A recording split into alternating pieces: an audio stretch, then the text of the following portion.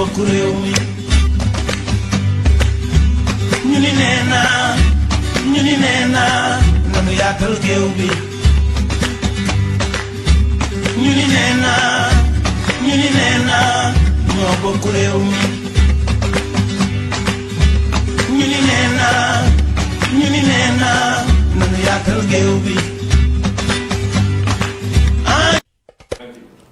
asalaamaaleykum mbokk téléspectateur ADI TV ñoo ngi leen di ziare ñëpp di leen nuyu di dellusiwaat fii tey si studio bi di leen présenter Pencum Diaspora. Pencum Diaspora nag tey am mbégte ak contentement bu mag am ay invités yu am solo yuñ daje ak ñoom fii war a waxtaanee ak ñoom tolluwaay jamono ji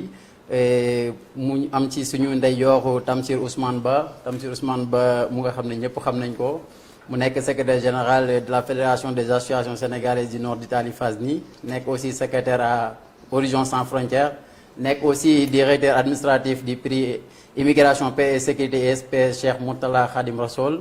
ñu am aussi beneen invité bu mag aussi mu nekk un grand syndicaliste Moustapha Fall bu CISL nekk responsable syndical di Basino nekk aussi componente Eba Brescia ente bilaterale per l'artigianale co-présidente Anolfu sëñ Moustapha ñoo ngi lay ziare. ñoo ngi lay delloo ziare sëñ Aliou di leen ziare yéen ñëpp ñi nekk ci studio bi sama xarit sama mag Serigne Tamsir Ba ak mboolem sénégalais yi nga xam ne ñoo ngi ñuy déglu sa Sénégal ak ci diaspora bi. jërëjëf sëñ Moustapha sëñ Tamsir ñoo ngi lay dalal di la ziare. jërëjëf Serigne Aliou. ñu ngi nuyu mbokk Brescia ñi dalal tey jii ci waxtaan wi di leen gërëm di leen sant di nuyu mbokk diaspora yi mbokk Sénégal yi nga xam ne ñu ngi déglu ci waxtaan bi tey. jërëjëf sëñ Tamsir donc tey ñu daje woon fii war a pencoo actualité yu xew fii ci Italie ak ci Sénégal sëñ Moustapha che cosa sta accadendo tra il ministro Salvini e le ONG lan moo xew entre le ministère italien et les organisations non gouvernementales. waaw sëñ bi jërëjëf ci question boobu loolu moom lu ay di njàmbat ndax gis nañu ne fan yëpp pratiquement kuy coow ci loolu ngay coow. yëngal na dëkk bi d'une façon boo xam ne yéeme na. heureusement que sax justice am na fi ba tey jii. ndax libéré nañu Carola. li xew du leen lu rapport de force te damay wax ne ONG yi kenn du xeex ak ñoom. lu xew loi décréto Salvini bis. boo xam ne ñëw na indi rapport de force doole. maanaam dañuy wax ne tuuti la maanaam décréto sicurezza Salvini bis. ñaari pàcc ñoo ci nekk jëm ci immigré yi mais déedéet maanaam dafa am ay non-dits yu nekk ci biir yu sew. yoo xam ne pratiquement du début à la fin ci 18 articles yi nga xam ne moo ko composé. immigration. maanaam accoglienza zéro. fexe ba parce que nag da ngay xool ne Salvini li ko fal du lenn lu dul ñi nga xam ne maanaam li leen neexut mooy diversité li leen neexut mooy immigration bi. li leen neexut mooy nee nañu soi-disant barkoone yi agsi di fi ñëw. donc moom deful lu dul appliquer li nga xam ne. moom moo tax mu falu. donc que li muy def nekk à norme ou non. mi ngi koy utiliser pour maanaam am consensus maanaam gën a am baat ci dëkk bi. ba mën a def li muy bëgg a def yëpp. donc ak ONG yi mi ngi def guerre boo xam ne du lenn lu dul parce que boo déggee muy wax boo déggee aussi décret bi nañ ko bindee ci 18 articles yi ma la waxee. da ngay gis ne maanaam dafay puntaare maanaam ñi nga xam ne dañuy bateau ONG yi nga xam ne dañuy dem di jël nit ñi nga xam ne ñu ngi suux ci biir géej gi. ndax Cheikh Aliou bu ñu la waxee ne 15000 personnes circa la ñu wax de. faatu nañu ci géej gi. lu yéeme la. ñoom seen bopp nee nañu bi ñu ko jëlee ci at wi pratiquement at 2019 bi ñaari nit ñoo ci faatu. ak 500 dispersi mais loolu seen wax la. en plus ne indi nañ ko ne rapport ONU la. mais ñun am nañ ci doute ndax bu ñu gisut ku dee. parce que bu njëkk dañ ko daan gis télévision yi di ko wane Lampedusa léegi gisatuñu ko moom seen bopp nee na bateau yi permettre leen ñuy dem di jëli ji. permettre leen ñuy sauver nit ñi ñoom bateau yi nga xam ne ONG yi ñoo ko yore nañu fexe dañu war a répondre ci maanaam marine italienne. maanaam marine italienne daf leen wax ne jóg leen ngeen dem fii. man nag foofu damay poser une question ndax marine italien dana am tout le temps possibilité gis parce que affaire problème bi li sa ëpp mooy départ bi bu ñuy départ te ñu sa ëpp fi mu ne nii bu ñu ko waxee dëgg rek te yàlla tax ña ngay déparé maanaam fi ñuy waxee maanaam Libye waaw tuuti mooy déparé Tunisie kon foofu man damay wax ne nañu xool lu ñuy def ba résoudre Libye leneen li si des nag ñun ñëpp lu ñu war a xalaataat la ndax ni ñu ko waxee woon di ko wax saay su nekk rek nañu xool responsabilité yi foofu damay bàyyi suma mag peut-être que merci sëñ Moustapha si introduction boobu mais c'est tam yow mu nga xam ne nekk nga secrétariat Horizon Sans Frontières de yëngu aussi si organisme yu nga xam ne ONG yi la yàgg nga ci mais bras de fer boobu ONG yi def benn envers le ministre mais est-ce que mun na résoudre le problème et qui va payer surtout les migrants yi ñoom ñoo siy sonn ñoom ñoo ciy fay lan mooy problème bi réellement est-ce que nekkul genre SFIDA bu nga xam ne ONG yi lancé nañ ko le ministre de l'Intérieur italien. waaw jërëjëf sëñ Alioune dama bëgg fàttali rek benn mbir boo xam ne souvent dañu koy duñu ci taxaw gëstu. maanaam baatu immigration. bi indi tey jii ñu jël ko jëfandikoo ko ba tey jii nguur gi ñu am fii ci Italie yegg si ci nguur gi. te na mu ko jëfandikoo wan nit ñi ne. lépp lu leen xañ fii ci àdduna bi ngeen toll fii ci seen dëkk bi keneen tegu leen ko ku mooy ñi fi dawal làqu si ñu koy yooyee souvent muy ñu koy timbuboo immigration mais boo jàngatee ci àdduna bi nu mu tëddee nga xool tuuti rek ci li wër àdduna nga gis na dëkk bu am tey ji koom dëkk bu am taxawaay tey ji immigré yi ñoo ko ba tey ji États-Unis nit ñi moom la ñuy wax ne mooy ñoo ëpp doole ci àdduna bi immigré yi ko tabax Italie tey ji bu yegsee fu mu yegg tey ji dañu immigré ji ñëw tabax tey boo xoolee statistiques yi fii immigré yi ñoo yor économie Italie boo leen ko fàttali ko ci jamono jël ñu wees président les immigrés réguliers waaw loolu mooy l'irrégulier yi parce que boo xoolee balance bi diggante li ñuy coûter ñun nguur Italie ak li ñuy dugal ci nguur ci italien yi balance bi dafa positif maanaam ñoo li ñu fiy def moo ëpp njëriñ que moo ëpp ñun liñ fiy jël muy benn xam nga dañuy wax sécurité sax maanaam sécurité bi boo ko liiree yëpp décret bi muy décret sécurité ak bis bi yëpp laalu leneen lu mooy immigration donc mu wane ne ñoom dañu bëgg wan àdduna bi ne immigration moo indi ñàkk sécurité ci dëkk bi ci àdduna bi alors loolu moo waral boo xoolee ci constitution italienne dañu tënku ñoom ci droit international boo xoolee article 10 bu constitution bi dafay wane ne ñoom mënuñu jël benn loi boo xam ne méngoowul ak le droit international ba bi ñuy ratifier la convention de Genève bu 51 3 ans après la ko Italie ratifié protocole d'accord bi ñu signé bi am aux États-Unis 3 ans après la ko Italie signé donc dafa am lu ko tënk ba bu mënut a jël loi wala projet de loi wala léegi décret bu méngoowul ak li ko tënk au plan international loolu moo waral tey ji soxna si nga xam ne si ak njabar gi mu wone ñu ko Carola bi mu ñëwee yor dem ñi nga xam ne dañu waroon suux mu xëcc leen yoon ne ko da nga war a dem ci port ba gën a jege te gën a wóor ñooñu war leen a jël waxuñu leen dañ fay dëkk mais ñun dañ leen war a jël d'abord sauver bakkan ba pare nag ñu xool nag fu ñu leen di dugal waaye li ñuy mën a njëkk def mooy foog parce que bakkan amul wecc ci àdduna loolu mooy droit bi njëkk ci droit yi droit à la vie alors loolu moo waral nag ñu war a xam ne amul benn droit ci àdduna bu ñuy maye droit da nga koy foqar ñi ak xam na nga koy foqar ñi bu ñu am na ñu taxawee bu rapport de force yi balancé wu ci côté ba la nga gis ne ñoom dañu am na ñuy taxawee bu rapport de force balancé changé moom ñeneen na ñuy taxawee donc tey jii décret yi bi ngay dégg lépp parce que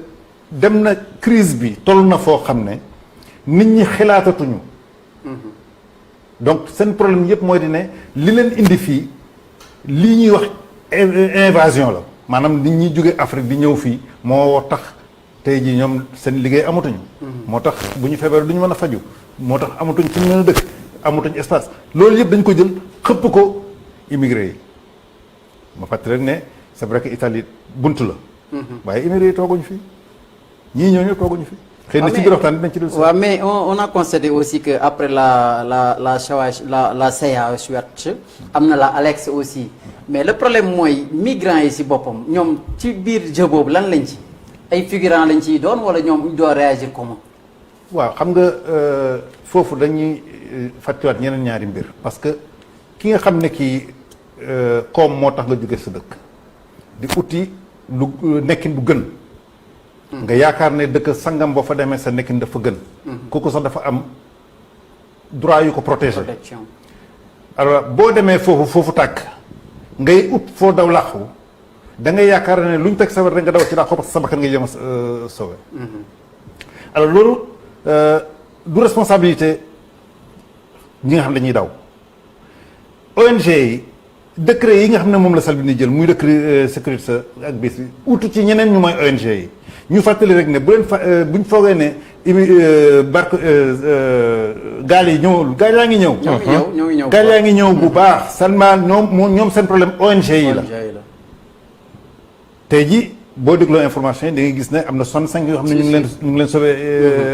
ba léegi ñu ngi ci bateau bi. Salvini génne na décret de mbar 2 heures du matin ne ko bu leen fi ñëw. waaye dina ne ko ñun ragaluñu parce que li nga xam ne lii mooy bakkan yi ñuy yor dañ leen war a aar dañ leen war a sauvé donc bu jot ñëwee dinañ ñëw. jërëjëf Tam ba léegi ñu des ci lancé boobu avec Moustapha Fall mu nga xam ne c'est un syndicaliste bu nekk CIS la mais Fall ba tey dañuy dem ci domaine SFIDA boobu xam ne mu ngi entre les ONG et le ministre de l'Intérieur parce que récemment comme lu Tam di wax la Alex donc le ministre de l'Intérieur a trouvé un accord avec Malte. comme quoi que mën nañ leen a déposer foofu mais ONG bi daf ne non moom fi Lampedusa la koy bàyyi pourquoi ça. alors Lampedusa lañ ko bàyyi parce que comme ni ko kii wax rek dafa am kii yoo xam ne maanaam accord yoo xam ne dafa am maanaam boo récupérer en tant que maanaam bateau boo récupérer ay migrants ñoo xam ne da nga leen di sauver port bi gën a jege te sicuro te gën a wér Tamsir wax na ko léegi port bi gën a jege te sicuro wax dëgg yàlla bu ñu ko waxee Italie la en général Italie la te Italie comme ni mu ko waxee aussi ñu si bëri tooguñu fi bu ñuy wax ci wàllu maanaam ñi nga xam ne dañuy ñëw jaar ci gaal yeeg kii yi ñu ci bëri tooguñu fi parce que yeneen pays aussi dañ ci jël seen wàll boo xoolee ci décret de sécurité bi li ma njëkk a def mooy dafa éliminer parce que bu njëkk bu ñun ñëpp su suñu biir commune dañ daan gis ne danaan am ay centre yu ndaw yoo xam ne dañ doon accueillir ces migrants là jàppale leen ba ñu intégré wu loolu daf ko effacé complètement maanaam li nga xam ne maanaam protection humanitaire daf ko effacé centre permanence yi comme ni ñu ko waxee woon de 90 jours mu yóbbu ko 180 jours et ainsi de suite boo xoolee comme ni mu ko waxee 18 points yi nekk ci décret bi yëpp pratiquement lenn génnu ci immigration rapport de force bi kii di def ONG yi sànq dama sama njëlbeen wax dama ne ONG yi kenn du ko xëccoog ñoom. rapport de force ministre bi voilà boo dégloo bu baax. président bi Mattarella wax na ko. ne ko ak ONG yi soxlawut ñuy def rapport de force ak ñoom. nañu appliquer li nga xam ne charte yi nga xam ne Italie bokk na signé na ko nañ ko appliquer mu jeex tàkk. mais kon est-ce que bu boobaa la legge sa di Sicurezza Salvini bis bi dana amati njëriñ. waaw pratiquement day kii parce que amul benn njëriñ donc dama lay wax ne. Cheikh Aliou bu ma la mënee wax ne bakkanam la si teg. parce que Salvini boo ko xoolee muy wax boo ko dégloo muy wax. par rapport ak ñi nga xam ne ñoo ko votel te ñi ko votel maanaam ñooy majorité. maanaam bakkanam la si teg. daf ko ànd ak fit. est-ce qu'il n'a pas réussi son coup parce que on constate que depuis 2017 2018 2019. nee nañ am na une baisse de 96% respecté à 2017 parce que 2019 bi. il y a 2790 migrants yoo xam ne dugg nañ fi. boo xoolee 2017 il y avait 85 137. Certo che il a réussi certo che il a réussi il a fermé mais par rapport ak li mu tëj damay wax ne ñaata doomu aadama actuellement nii ñoo dee taxamuñu ko ñaata doomu aadama ñoo des fi nga xam ne saay su nekk daaw wala daawaati daaw dégg nañu fi ñu fiy jaay nit ku ñuul damay wax ne est-ce que loolu gënu pire fi mu ne nii fañ ko doon waxee mi Libi te damay wax ne doomu aadama bi nga xam ne dafa jóg ndax yàlla dafa def ne ñu koy bundu xatal dëkkam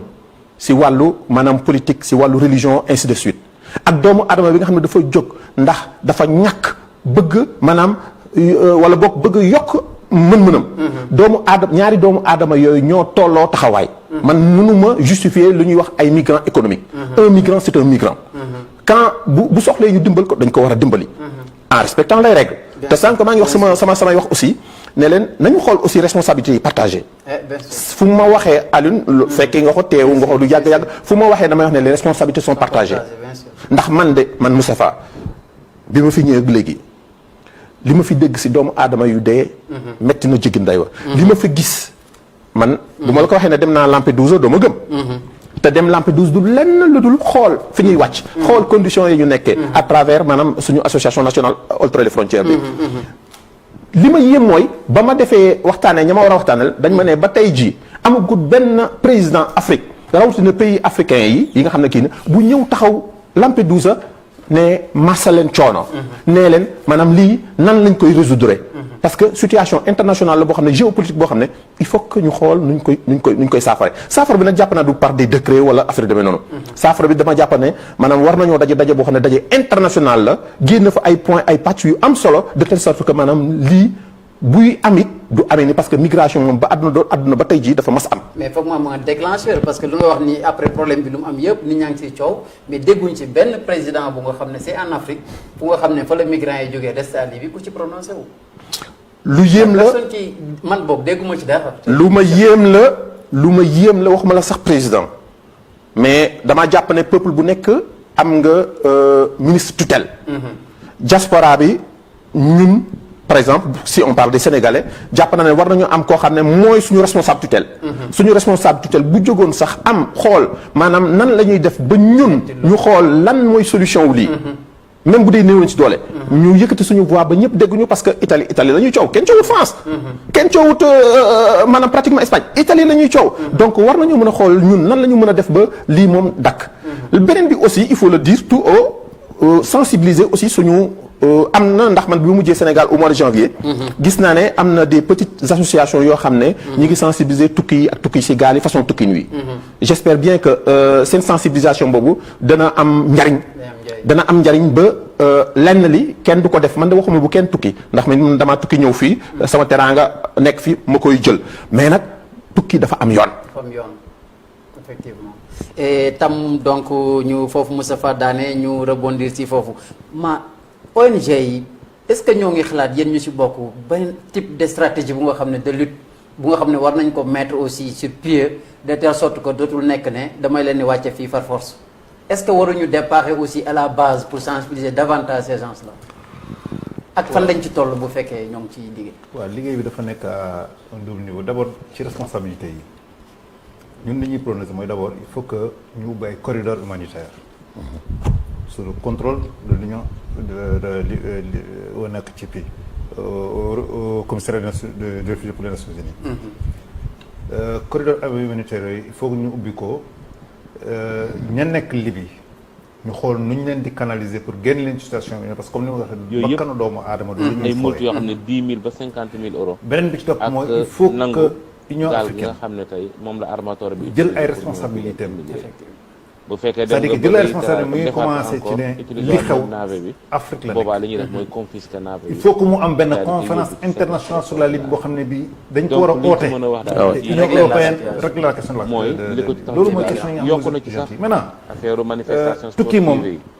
du mos a jeex tey parce que li ñuy prévoir ci ñuy nar a immigré moo ëpp sax li immigré na parce que immigration yokk dëkk nga naa la dëkk boo ko xayma dëkk bu mu mënta doon ci àdduna bi bu tolloo fu mu toll tey ji immigration koy indi donc immigration taxaw soo xoolee tey jii ñuy wax yeneen facteurs yi muy facteurs yi nga xam ne ci wàllu même environnemental la jógee dañuy wax ne ci jam fii ak 2050 li nar a bouger moo ëpp liy bouger fi mu toll nii. on donne 250 millions d'euros. alors donc mooy wane ne immigration moom àla kulli alin dafay continuer dafay law maintenant lii war a am leneen li mooy di xam ne ñoo fekkee daf ko war a jël comme mooy que ñu xamal africain yi ne mbir mi Afrique la. très bien. mbir mi Afrique la ci kaw ne il faut que ñu am ay politique yoo xam ne dafay daaj xale yi. ñu gëm ne. Afrique mën nañ fa tekki. c'est l'avenir. alors loolu nag du nekk loo xam ne lii dina yomb ci liggéey bi mais il faut que institutions yu mel ni Union africaine état africain yi jël en charge question boobu. loolu nag pour ñu mën ko jël en charge. il faut ñu régler une question fondamentale muy la question de l'emploi des jeunes. muy laaj les questions économiques parce que ñii tukki ñëpp fa ngay mujjee problème bi yëpp raison économique la raison ñi économique. ci gën a bëri dëgg la. ci gën a bëri raison économique la même tey jii ñi ñuy wax daw làqu fii te fa ñu jógee boo ko gëstoo la lay tax ñu déparé seen dëkk koom-koom la bu jël lépp comme ministre de alors donc liggéey bi bokk au-delà de liggéey de sensibilisation bi nga xam ne war nañu ko def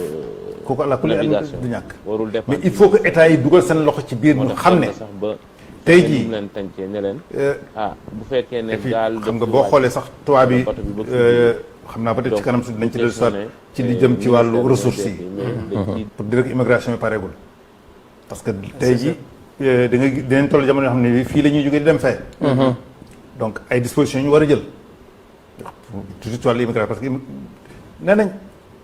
boo dégloo sax ku mel ni Boubacar Seye bu Horizon Sans Frontières président Horizon Sans Frontières barki dem dañ koy invité ci rajo ci télévision benn télévision de la place du Sénégal wane na ko wane na ne soo xoolee ci ñiy franchir frontière 1 milliard la donc loolu flux boobu flux migratoire. dañ ko war a contenir boo xoolee ñii daw di làqu yi rek mu ngi concerné 70 millions te boole ke ñi nga xam ne ñi bés bu jot ñu jéggi frontière kenn xamul nu mu day donc loolu dafa nekk loo xam ne tey jii nguur yi nekk ci Afrique war nañoo xool loolu nu ñu koy gérer ci biir Afrique immigration bi rek yegg na ci 19 millions c'est-à-dire kiy jógee dëkk A dem dëkk B ci biir Afrique Mais vous croyez, à vous, que ce business, comme le dit Salvini, parce que en fin de compte, on sait qu'il y a du business dedans. Parce que aussi, les centres de détention des immigrés à Libye, nous non, c'est un business là, presque, on peut dire. Plus ou moins, je ne sais pas. waaw mais xam nga Salvini li ma lay wax rek mooy moom li ko fal ci baat boobu la parce que dafa jël turu immigration bu boo ko pour mën a fallu donc il faut que lépp lu gën a xóotal pax li rek mu gas ko teg mais ñun doxuñ ci doxu Salvini li ñuy dox mooy naka la ñuy def ba ña nekk ci situation tolof yooyu ñuy doomu aadama di yore bakkan ñu dem ñu jëm leen a aar jëm leen a sauver ci la ñuy nekk tey ji c'est vrai da ngay dem ba gis ne esclavagisme moo fa am Bien sûr. mais pour lan la koy waral mooy parce que ba léegi question libyenne la question de la Libye n'est pas prise en charge par les États Libye nekkul dëkk bu stable. Pourtant, il y a les États comme l'Italie et l'Union européenne qui ont des accords avec les gardes côtières libyens yu nga xam ne formé nañ leen. créé ay centres yu nga xam ne c'est formel ak des centres clandestins yu nga xam ne dañ ko def ñoom pour ñoom dañu jàpp ne bu ñu ko defee dañuy aar seeni frontières pour bañ nit ñi ñëw gis nga nit ñi bu ñu doon jaar ci ngelaw yi dinañ ñëw nit ñi fu ñu nekk dinañ fa jaar dinañ ñëw. mais lan moo leen estimuler lu leen motiver ba mënuñu gis cette réalité là. non parce que mooy li ma wax c'est-à-dire en amont war na am benn liggéey de sensibilisation d'information boo xam ne bii war nañu ko jël en charge pour xamal ñiy jóg di jaar ci mbënd bi ci gaal yi ñu xamal leen ne la ñuy fekki li ñu nekk ku gën parce que yow mii tey jii boo jógee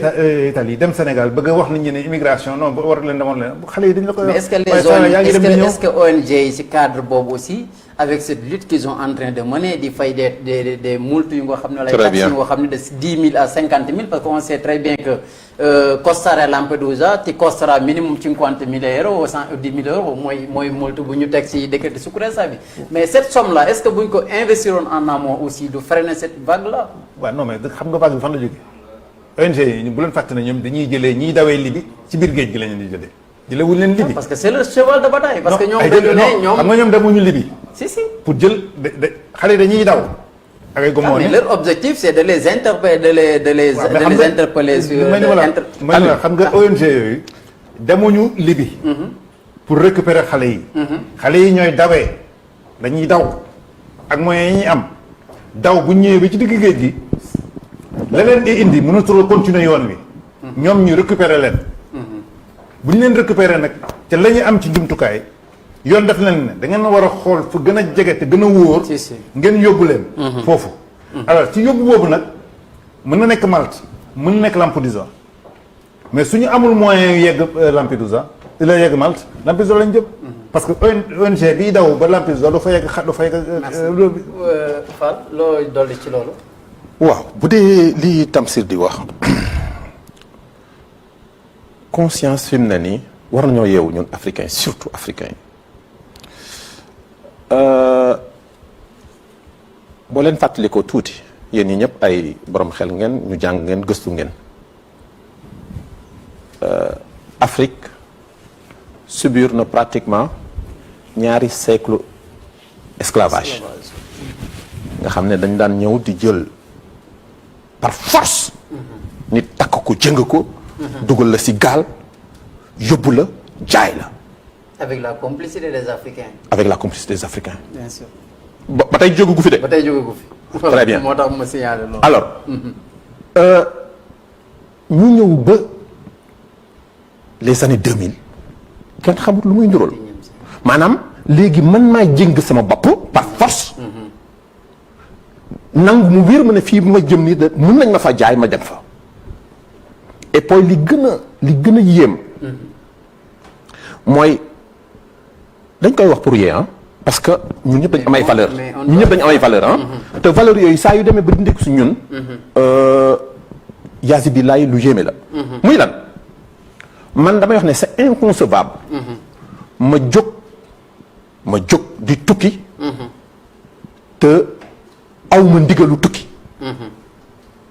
ba samay mbokk di ma wër xamuñ fu ma ne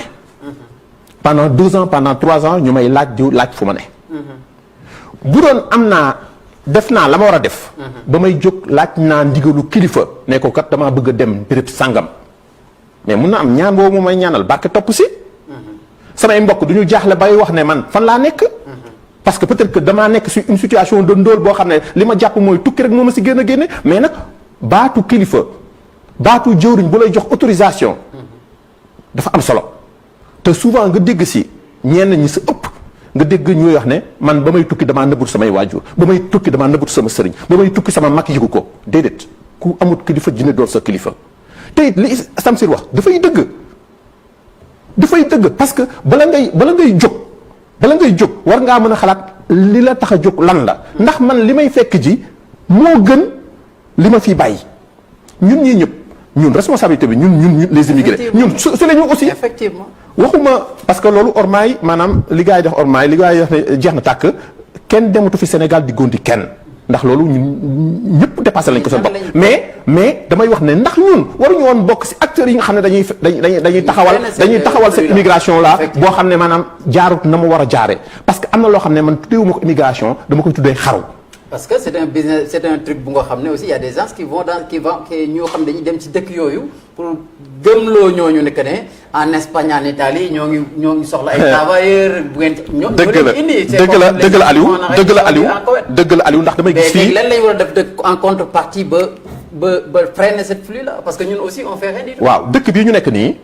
ñu nekk nii si biir dëkk yi composé Italie da ngay gis ñoo xam ne bis bu nekk dañuy yuuxu di wax ne dañuy foqarti maanaam droit wu yelleefu doomu aadama et pourtant ñoom am nañu possibilité dimbali doomu aadama yooyu ba duñ ñu wax ne dañuy foqarti dara ndax Aliou mënatuñu continuer saa su nekk di puntare il dito all'altro ñun dañoo wax suñ bopp Aliou yow Mor Moustapha Omar war ngeen mën a boole seen i xam-xam seen boole d'autant plus que ñu ngi jëm xam naa ne si li ñuy discuter dañ si jëm war a boole suñu xam-xam ak suñu doole ak suñu expertise ak li nga xam ne am nañ ko comme expérience fii que Tamsir lu ma waxoon sa ne li mu waxoon ne maanaam mbir mi Afrique la mbir mi Sénégal la ñu xool ñun nan la ñuy def ba créer dara luy jur liggéey ba nit ki dootul soxla di déplacé wu nii nit bu buy déplacé wu day déplacé wu si tey bakkanam day déplacé wu parce que am na envie voyager am na envie maanaam ouverture mais non pas parce que damay voyager parce que damaa ndóol ba damay maanaam jéggi Mauritanie jaar si désert bi jaar Mali jaar Libye ñu traité ma fi comme esclave ma ñëw fi Union européenne ñu may xoolee comme maanaam leneen lu dul lu yéem esclave ndax boo xoolee décret Salvini bi bis bi dem na ba yëg ngeen ko fii si Brescia lu fi yéem un imprenditore quand il se permet de dire envoyer mail mbooleem usines yi nga xam ne maanaam dañoo seq ak ñoom ay liggéey bu leen ma envoyé ci benn maanaam courrier boo xam ne day ñëw fi di ma livrer doon indien wala doon pakistanais wala doon nit ku ñuul mais heureusement que les gens ont réagi. dineen dellusiwaat ci loolu parce que apparemment l'Europe est en train de se basculer vers l'extrême droite et loolu aussi flux migratoire bi contribuer na ci ñuy def nag lu dul dugal suñu mbokk suñu xarit ñaan donc moom it mu apporter si sa contribution sur ce problème là. wala ñu rebondir si tam avant muy dugg comme ligne bi nang am na problème. tam loolu Fall wax dañuy dugal si les statuts de réfugié du réfugié. xam nga bala ñuy dugg ci loolu sax dafa am loo xam ne lii il faut que ñu leeral ko parce que nit tànk mi nga am yaakaar ku neex a waxal la. waaye ku yaakaaram tas koo xam ne kii dem nga parce que war a tekki woo tool ni sa bàyyi war a samp kër mënoo koo samp. sa yaay ba am yaakaar ci yow ba nga ko gis muy jaay gerte cat fu mu toll. mais tam ça c'est pas une raison aussi d'encourager ce phénomène. non dañuy wax la war a mën a téye phénomène bi nekkul ci encourager ko déedéet dañu ne xale biy jógee foofu moom wóor na ko ne am na yaakaar ne fa mu jëm moo gën fii mu nekk waaye xamul lu muy xaar lu koy xaar ci yoon bi. loolu mooy problème bi xamul lu koy xaar ci yoon bi. loolu danañu permettre tam nga baal ma dañ ci del si beneen point bi ñu jël suñu frère Niane aussi moom mu joxe sa contribution sur ce problème monsieur Niane ñoo ngi lay ziar. ça va Aliou na ngeen def ñu ne. allo. décréter sécurité bi. allo niñ ko gisee mooy. allo Salvini dafay jéem Ibrahima allo. xam ne mënu ko woon a def ci décréter sécurité. ñuy rappelé ne Ibrahima Niane mu CGL moo nekk en ligne. allo. say humeur ak ni àdduna bi chaque jour la xew rek nga bëgg génne loi donc. Cheikh Ibrahima dugal waay yow. allo ci décréter sécurité sa terre sa comme que ñëw nañ ci bis bi mais bii li ci gën a kii mooy fexe nu mu gën a jafelee codice de navigation bi ak disciplinaire immigration bi te loolu li mu ci jublu rek mooy rendre difficile l'immigration irregolare maanaam fexe ba tey kenn du mën a salvaare nit pour mun ko fee dugal maanaam di nangu kenn dugg fi ñaareel ba. mooy richiedenti asilo yi nga xam ne amoon nañ ay permis humanitaire mu gën a jafeel seeni mbir surtout bu fekkee ne def nañ fi reyato wala yu demee noonu parce que boo xoolee tey li mu njëkk a def mooy xeex ak ONG yi maanaam indi ay multe ak sanction yu sévère pour commandante navire yi nga xam ne d'accorduñ ci ne bu ñu leen waru leen a dugg ci biir ndoxu Italie maanaam ci waaxu Italie yi ñoom ñu ne kat diritto international may na leen ñu dugg ci donc boo xoolee foofu violation del divieto di ingresso transito o sosta in acque territoriali italiane yooyu yëpp ay multes yoo xam ne 10 000 ba 50 000 euros ak nangu gaal gi nga xam ne tey moom la armatore bi utiliser pour mën a dugal immigré yi bu fekkee dem nga ba réitérer ko defaat ko encore utiliser waat même nave bi boobaa li ñuy def mooy confisquer nave bi daal di koy yóbbu ci séquestre cautelare donc liñ ci mën a wax daal ci gàttal mooy li ko ci tax jug daal yokku na ci sax affaire manifestation sportive yi yokku na ci tey bu manifestation publique amee koo xam ne yàq nga dara mën nañ la tëj 1 ba 5 ans mais yooyu yëpp da ko taafantaloo rek mais li ko intéressé du loolu li ko intéressé mooy fexe ba benn immigré du fi dugg ak foo mun ci jógee doo fi dugg bu fekkee ne duggoo fi ci condition yu claires donc loolu ci liñ mën a gàttal jàpp ci mooy ne décret sécurité sa bis bi daal modifié yi ci am mooy gën a teengal ba immigré du fi mën a dugg di teengal ba nga xam ne tey ñoo xam ne bu nguur gi nanguwut a sauver nit ñi ci maare bi ONG yi nga xam ne ñoom loolu lañ def seen bataille mooy képp koo xam ne yaa ngi suux wala nga nekk en difficulté ñu accompagner la ba nga yegg si ci porte bi nga xam ne moo gën a sécure mais moom dafa jël lépp comme ministre de l'intérieur bëgg ko gérer te lii ci affaire navigation warul dépendre ci ministère de l'intérieur moo tax dem na sax ba fexe nu mu leen tàncee ne leen bu fekkee ne gaal daf fi wàcc wala bato bi bëgg fi dugg donc du question ne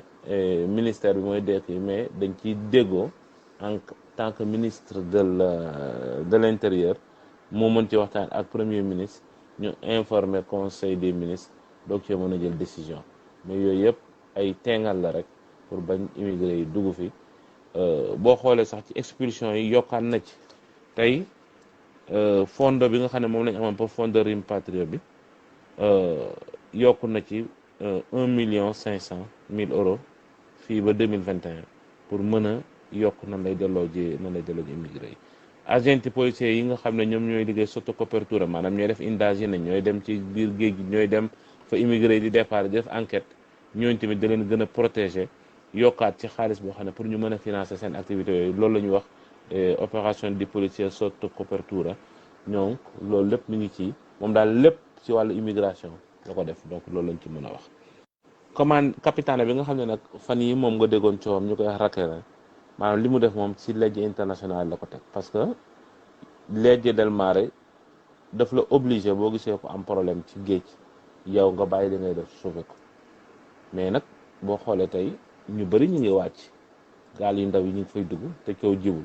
mais bataille politique la ko defoon moo tax mu utiliser nave Sea-Watch bi def ko comme bandiera wane ne daal parce que def politique ci kanam italien yi ak ñëpp wane ne moom daal tëj na port yi kenn du fi dugg mais ndaw si li mu def ci yoon la ko teg parce que legge del mare da ko wax ne ko bu fekkee yaa ngi sauver ay nit porte bi ngay njëkk a jël muy porte sicuro fa nga war a attracare buñ la waxul porte sicuro nag mën nga choisir yow porte bi nga xam ne moo la gën a jege nga dem fa buñ nanguwul nag am nga droit wàccee fa ñooñu mais lim lay may mooy bu fekkee in caso di nécessità te ndaw si ku nekk gisoon na ni am nañ ci nécessità pour wàccee nit ñi parce que nit ñoo xam ne tee nañ leen plus de 15 jours ci bateau bi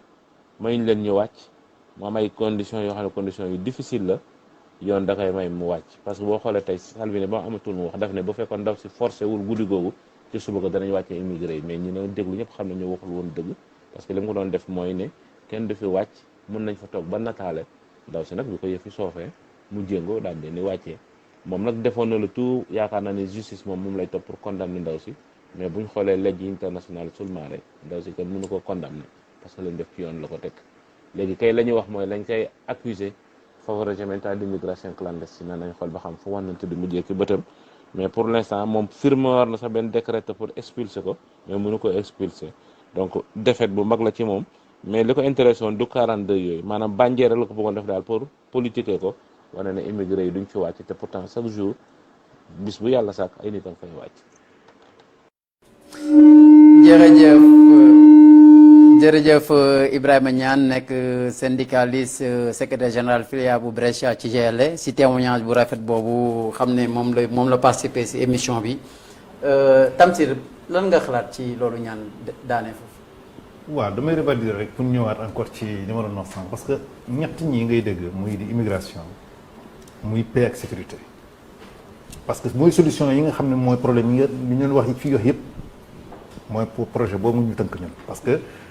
dafa lëmbale parce que dañuy wax bi ñuy toogee fi ba léegi ci wàllu immigration la ñuy wax te ne wan nañ ñu ne immigration moom moo tax nit ñi nekkuñu en sécurité te buñ nekkul en sécurité jàmm mënut a am loolu moo tax ñu ne saafara si bi nga xam ne bi moom la ñu war a indi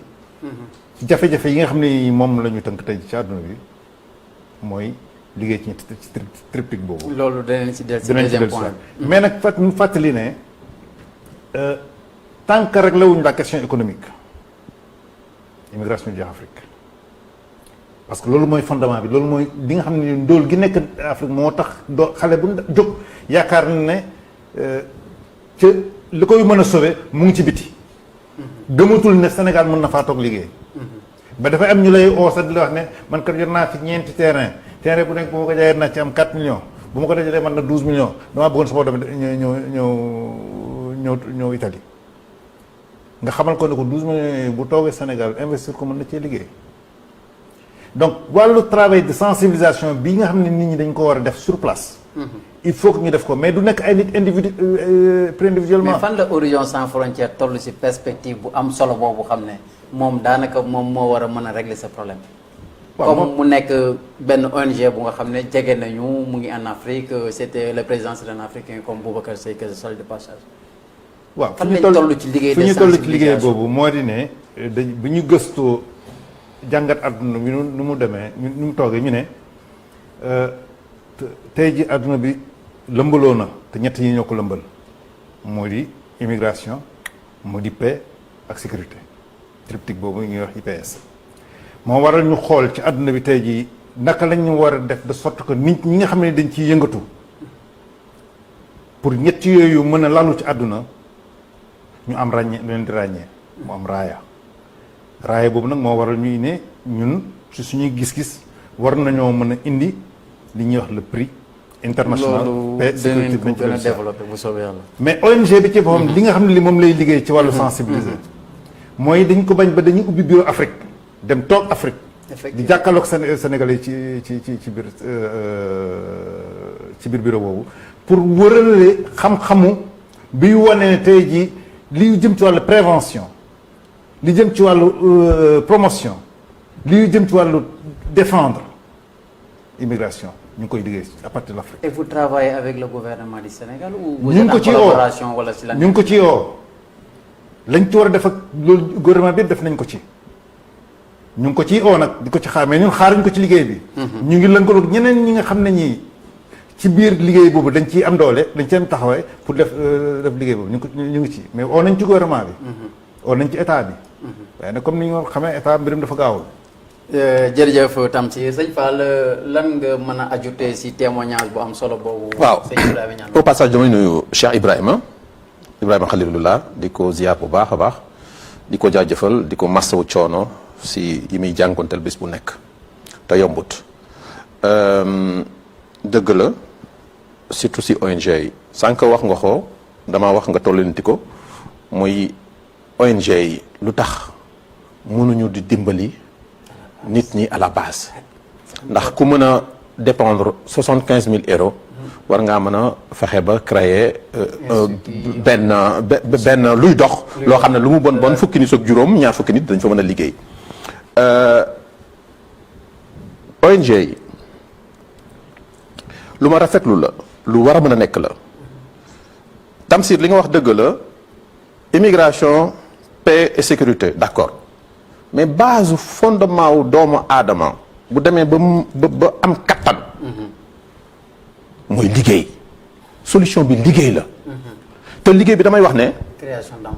création d'emploi liggéey bi damay wax ne suñu pays yi nga xam ne mooy pays origine yi war nañoo mën a fexe ba nit ki bu amee fukki at ak juróom-ñett bu nee jàngam xarañut si mën a jàng ñu fexe ba defal ko formation professionnelle loolu damay dafa appel aux ONG ba moom mu mën a xarañ ba mën a di créer di liggéeyal boppam. Effectivement. bu dee xale bi mën naa jàng ñu sponsoriser ko continuer ko ba mu jàng ba xarañ ba Afrique doon maanaam intellect bi nga xam ne moom la ñu soxla pour suqali àdduna te loolu lu mën a nekk la ñun ñu nekk fii aussi dama koy répéter waat encore une fois bu ñu bëggee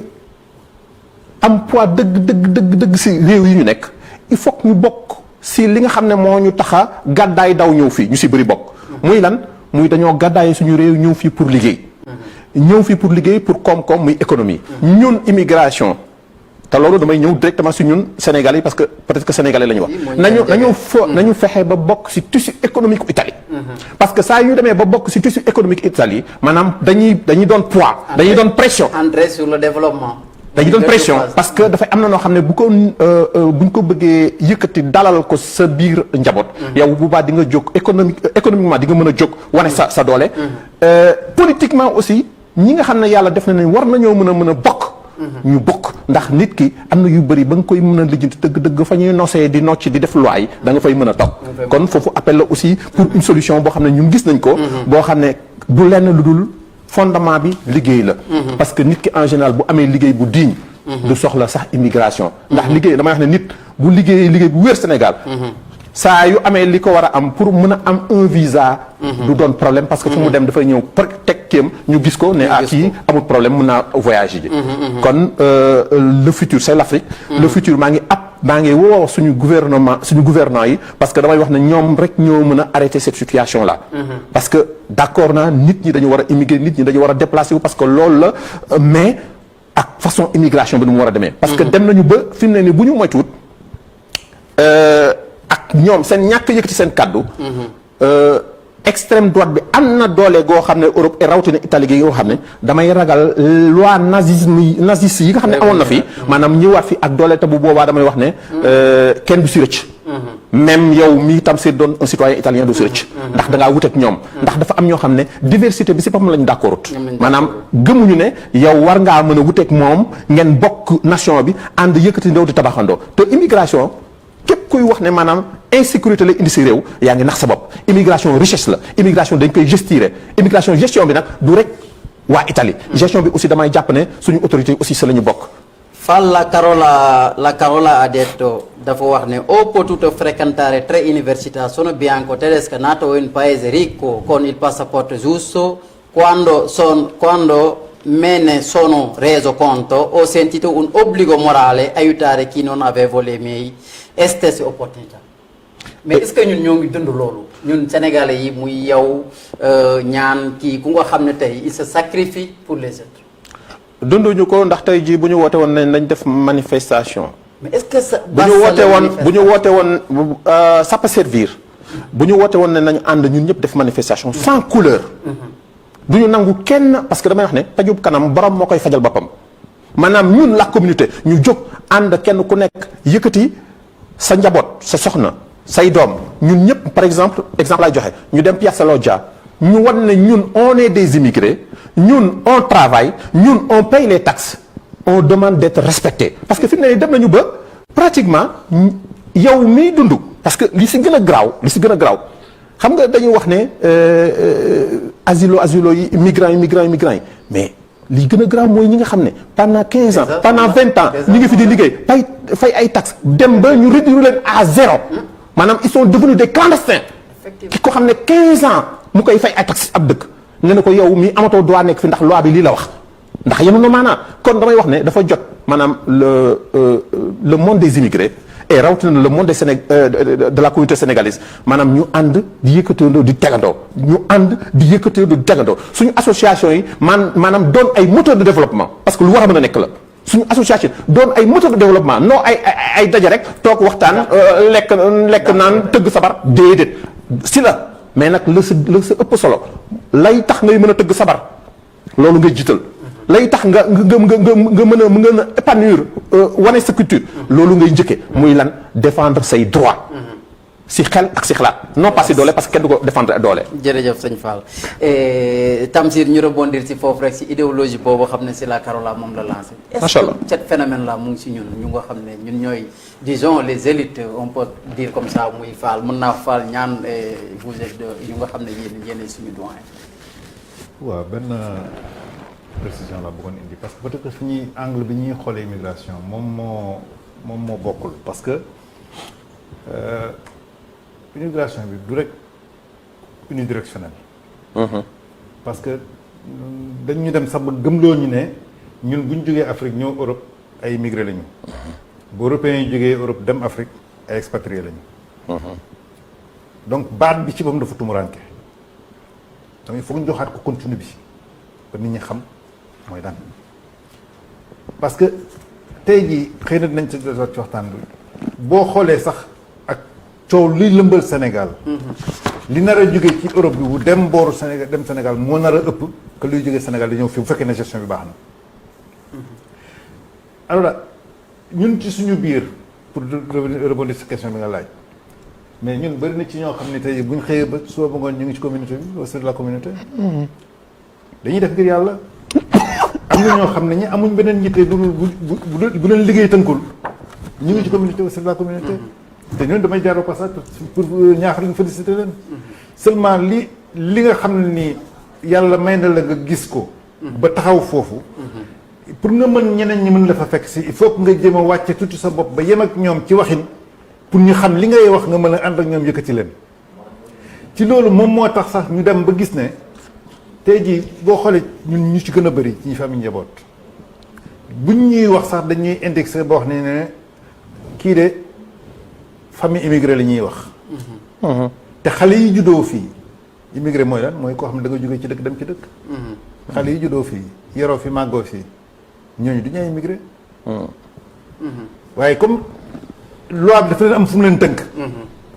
bu ñu juddoo ba ñu am fukki at ak juróom ñett daanaka li loi droit international aaye ñoom ci la ñu nekk mooy nag ay apatride lañ. amuñ ci résidence. parce que Sénégal il est vrai que boo juddoo de père de mère sénégalais am ba droit nationalité. mais fii dañu la boo yeggee 18 ans. ak conditions yi boo ko bëggee jël nga jël boo ko bëggul jël nga bàyyi. li ndaw si wax mais ñun si ñuy dëkk ba su nekk mais nañ fàttali ko rek ne tey ji problème bi bu ñu ko jël rek ci angle sénégalais ak Europe. weesu nañu foofu gën na yaatu loolu. dëgg la. parce que nga interpellé histoire nga xam ne àdduna dafa mos di parce que boo dégloo sax souvent damay répété Boubacar day wax ne ñu ngi ci phase mobilité. mobilité maanaam nit ñi il faut que ñuy bouger. mobilité boobu nag dañ ko war a gérer.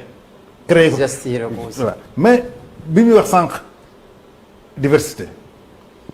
mais c'est pourquoi loolu ñu ne moo tax ñu ne il faut que mu am un débat autour de la diversité culturelle. il faut que nit ñi waxtaan ci. il faut que nit ñi nangu it ne ku ci nekk ci la nga nekk na nga nekkee noonu lañ la tabaxee nañu la moolee mun àdduna mënut a soppeeku ba nga ba nga sensé mooy li ñuy wax rek ma ngi daan wax ne bant mënut a yàgg ci gattax mënut a yàgg ci ndox ba soppeeku jeexit. bu njëkk am na mag ju koy wax gis nga tey ji boo solo woon génn romb sa papa ci buntu kër gi mun a doxal solo ji. bu xëyee ne saa kii kat nañ ko xottil. waaye jamono daf ko taloon.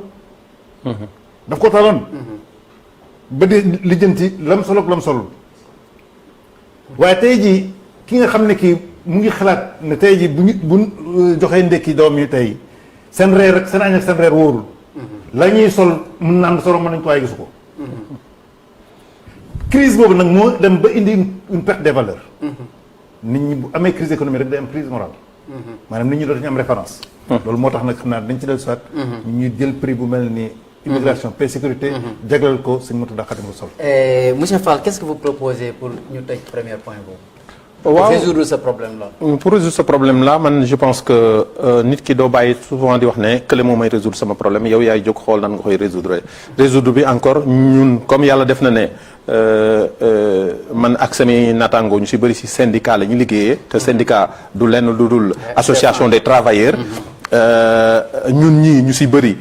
ñu sa ëpp mun naa wax ne sax 98 wala 99% liggéey leen fi tax a ñëw kon damay wax ne solution bi du lenn dul liggéey maanaam créer des emplois boo leen fàttalikoo bi jamono Europe di am liggéey problème bi posé wut mais ñu dugg si industrie punto quattro nga xam ne pratiquement fukki nit doon nekk benn nit moo fay nekk benn nit moo fay nekk kon mun nañu wax ne ñàkk liggéey am na si loolu pendant 20 ans ñu bàyyi ay nit di def ay slogan boobu ñoom xam nga yàlla daf leen may nag dañoo mën a programmer boobu ñoom ñi ngi programmer muy xale yi doog a juddu maanaam am lu ñu def si ñoom ba ñu gëm ne maanaam nit ñi seen diversité kenn ku nekk da ngaa war a dund sa wàll maanaam boo xoolee extrême droite nu mu amee doole biir Europe 20 ans yi passé amu fa yoon li ko waral mooy perte liggéey ndax nit en général saa yuy perte koom rek day jàpp ne maanaam perte bi ñu perte koom kële néew ji doole bee ndoxandéem bële moo ko indil donc ñoom parti politique yooyu l'ont exploité donc damay wax ne ñun nañu fexe doon des acteurs doon des moteurs de développement dans ce pays là loolu encore Tamsir bu ñuy wax dañ koy jëmale ci Sénégalais ndax comme Sénégalais la ñuy waxee mais xam nañu ne problème bi c'est global adduna yëpp la ndax boo xoolee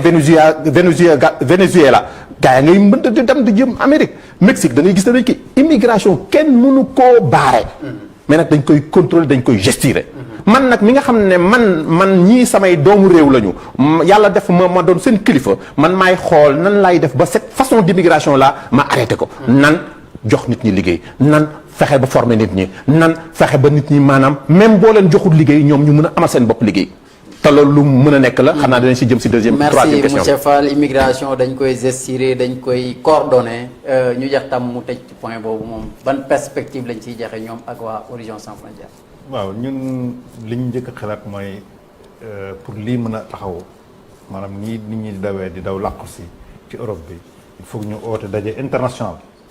xam dañuy waxtaan ci affaire Libye la ñuy waxtaanee xool la fa nekk nañ koy sayto nañ ciy indee solution. il faut que président africain yi jël la question en main.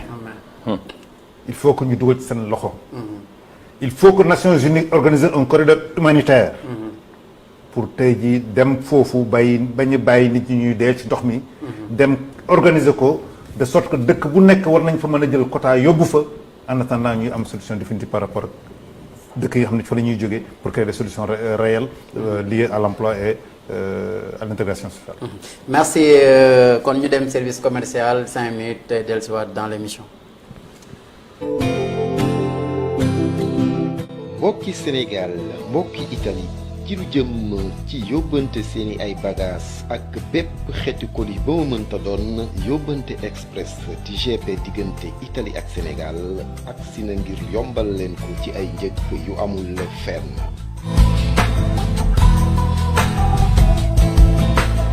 naka noonu yóbbante express jagleel leen juróom ñetti dem ak dikk diggante Sénégal ak Italie weer bu nekk maanaam 8 aller retour par mois rax ci dolli it seeni ay colis yóbbante express mën leen ko indil sax ba bërëb ba ngeen dëkk.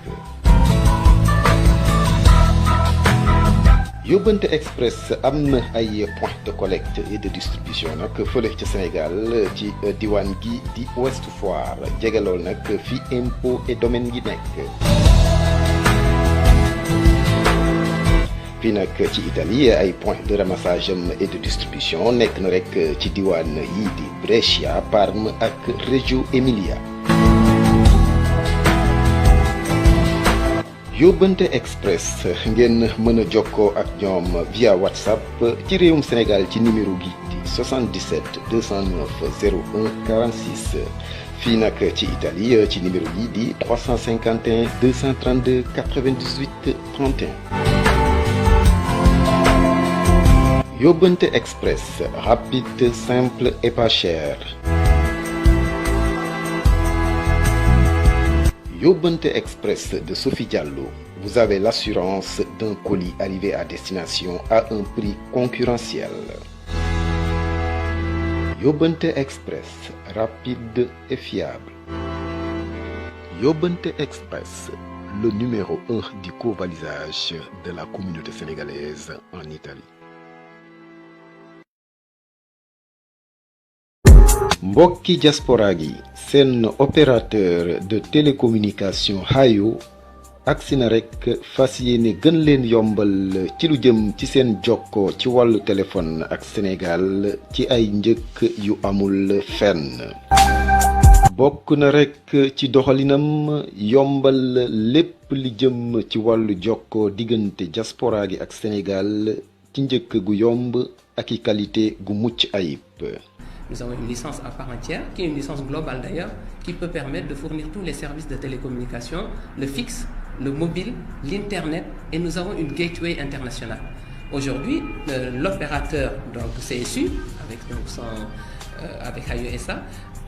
a le préfixe 36 pour le fixe. Donc nos numéros sur le fixe commencent par le 36 et 72 sur le mobile. Donc au Sénégal, quand les gens sont appelés par un numéro 72, il ne faut pas s'inquiéter, c'est un opérateur sénégalais qui est à Matam et qui s'appelle CSU ou par son nom commercial Hayo SA. Salaamaaleykum sama gaañ na ngeen def waaw ñun nag ñun ñooy waa Hayo man maay Modou Ndiaye man maay distributeur Hayo. Hayo bu ngeen ko déggee moom mooy 4e opérateur télécommunication du Sénégal dafa am benn particularité bu mu am mooy képp koo xamante ni si yaa ngi ci diaspora bi mën nga ko utiliser comme que yow yaa ngi biir Sénégal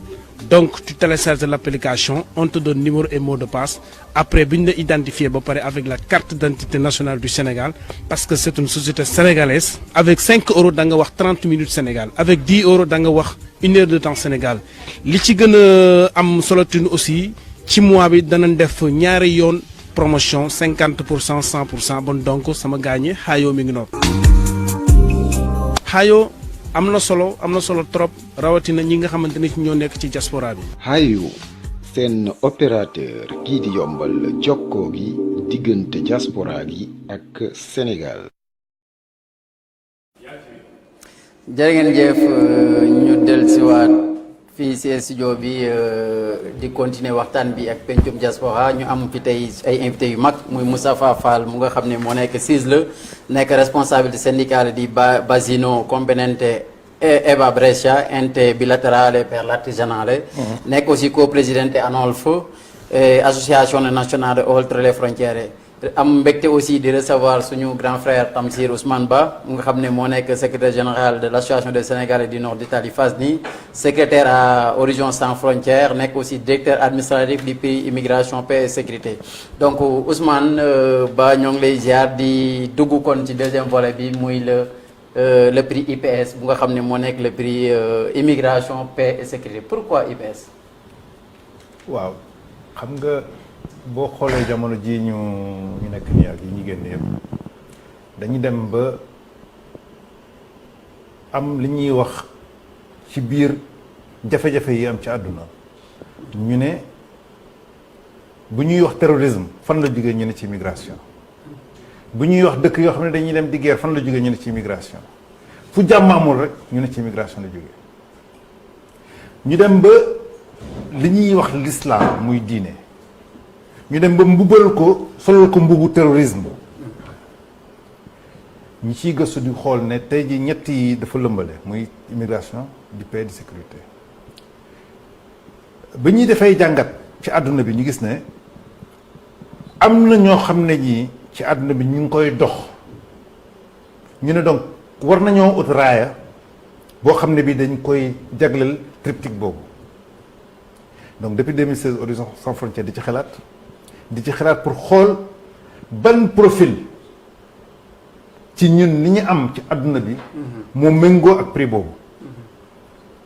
ñu ciy jàngat ba gis ne sëñ Murtada Xaadimu Rasuul dem na ci àdduna bi fépp ci àdduna bi pour wane ne benn façon islam benn façon wu xam-xam benn façon wu jàmm boo xam ne bii islam daf ko mbubb ñu ne donc moom nuru na ak ki nga xam ne kii tey jii moom la ñu war a mën a jagleel triptyque boobu moo waral ñu jël prix bi parrainé ko tuddee ko mu loo xam ne lu njëkk ci Afrique ci àdduna bi la doomu africain xalaat ko jagleel ko doomu Afrique lañ ci njàngale sëñ Touba sëñ Murtada jëlee ko foofu yóbbu ko ci àdduna bi ñu war a tey jii nag ne ni ñu amee prix international de la paix war nañu am prix boo xam ne bii ñett ñii la ëmb muy immigration paix sécurité tuddee ko sëñ Murtada pour wane beneen façon wu islam boo xam ne am na ci àdduna bi loolu mooy genèse u prix bi alors tey jii bi nga xamee ni loolu jàpp nañu ko dañu ne mënuñu ci def lenn te amuñ ci ndigal moo waral bi ñu ko tënkee ba la ñu ciy génn def benn jéego ñu dem dajeek waa kër sëñ bi particulièrement ki nga xam ne kii mooy xalif bi mooy sëñ Mamor mu jox ñu ci ndigal moo waral le 8 juin bii passé fii ci Brescia ñu lancé officiellement le prix boobu nag ñu ngi ciy liggéey dëkk yëpp àdduna bi yëpp yëg nañu ko xam nañu ko moo tax ñu ne ren ci 2019 bi prix bi dafa gëstu ci wàllu dialogue interreligieux mu am ñaar ñi nga xam ne ñi tey jii ràññee nañ leen ci loolu muy sëñ Mamour Mbacké ak le pape François moo tax ñu ne ci mois de décembre bëgg nañ ca Sénégal ci hôtel King Fahd Palace ñu jël ñaari raaya yooyu jagleel ko ñaari kilifa yooyu. mais ñan ngeen lëkkalool ci liggéey boobu. alors liggéey boobu si wàllu ONG si wàllu gouvernement si wàllu. waaw liggéey boobu ni ñu ci bëgg a boole ñu ngi ci woo àdduna bi yëpp ñu ngi ci oo ñëpp xalaat dina comme ni ma la ko waxee sànq mu ngi jógee ci Horizon Sans Frontières. mais déjà le prix existe. waaw le prix officiellement existe. Le prix existe. Et vous voulez appeler les gens à venir après avoir créé tout ça. waaw non c'est-à-dire xam nga adduna bi am na nu mu tëddee noo xam ne lu jugee ci doomu aadama mu nekk africain. soo ko aarul ba la nga koy génne. dinañ ko yeneen dina ko këf ne moom la te xalaat bi africain Afrique la jógee. Afrique la jógee doomu africain moo ko xalaat jox ko jégleel ko africain alors donc depuis 2016 comme ni ma la ko wax léegi boo demee ci internet di nga ko gis. le triptyque IPS di nga ko gis. li amuguloon kañ. mooy tur bi.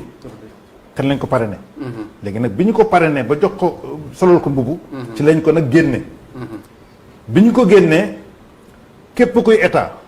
képp kuy institution internationale ak régional national ñoom ñëpp jot nañu seen xibaar wan leen ne lii samp nañu ko te nam nañ. lan moo ci rôle la diaspora sur ce plan. waaw rôle diaspora dafa bëri bi ci njëkk taxawaay diaspora moo di ne jàppale ñu ci xamle bi. mais est-ce que diaspora xam na réellement prix bi lan la ëmb ak lan moo ko tax a jóg. non diaspora mënu ko ñàkk xam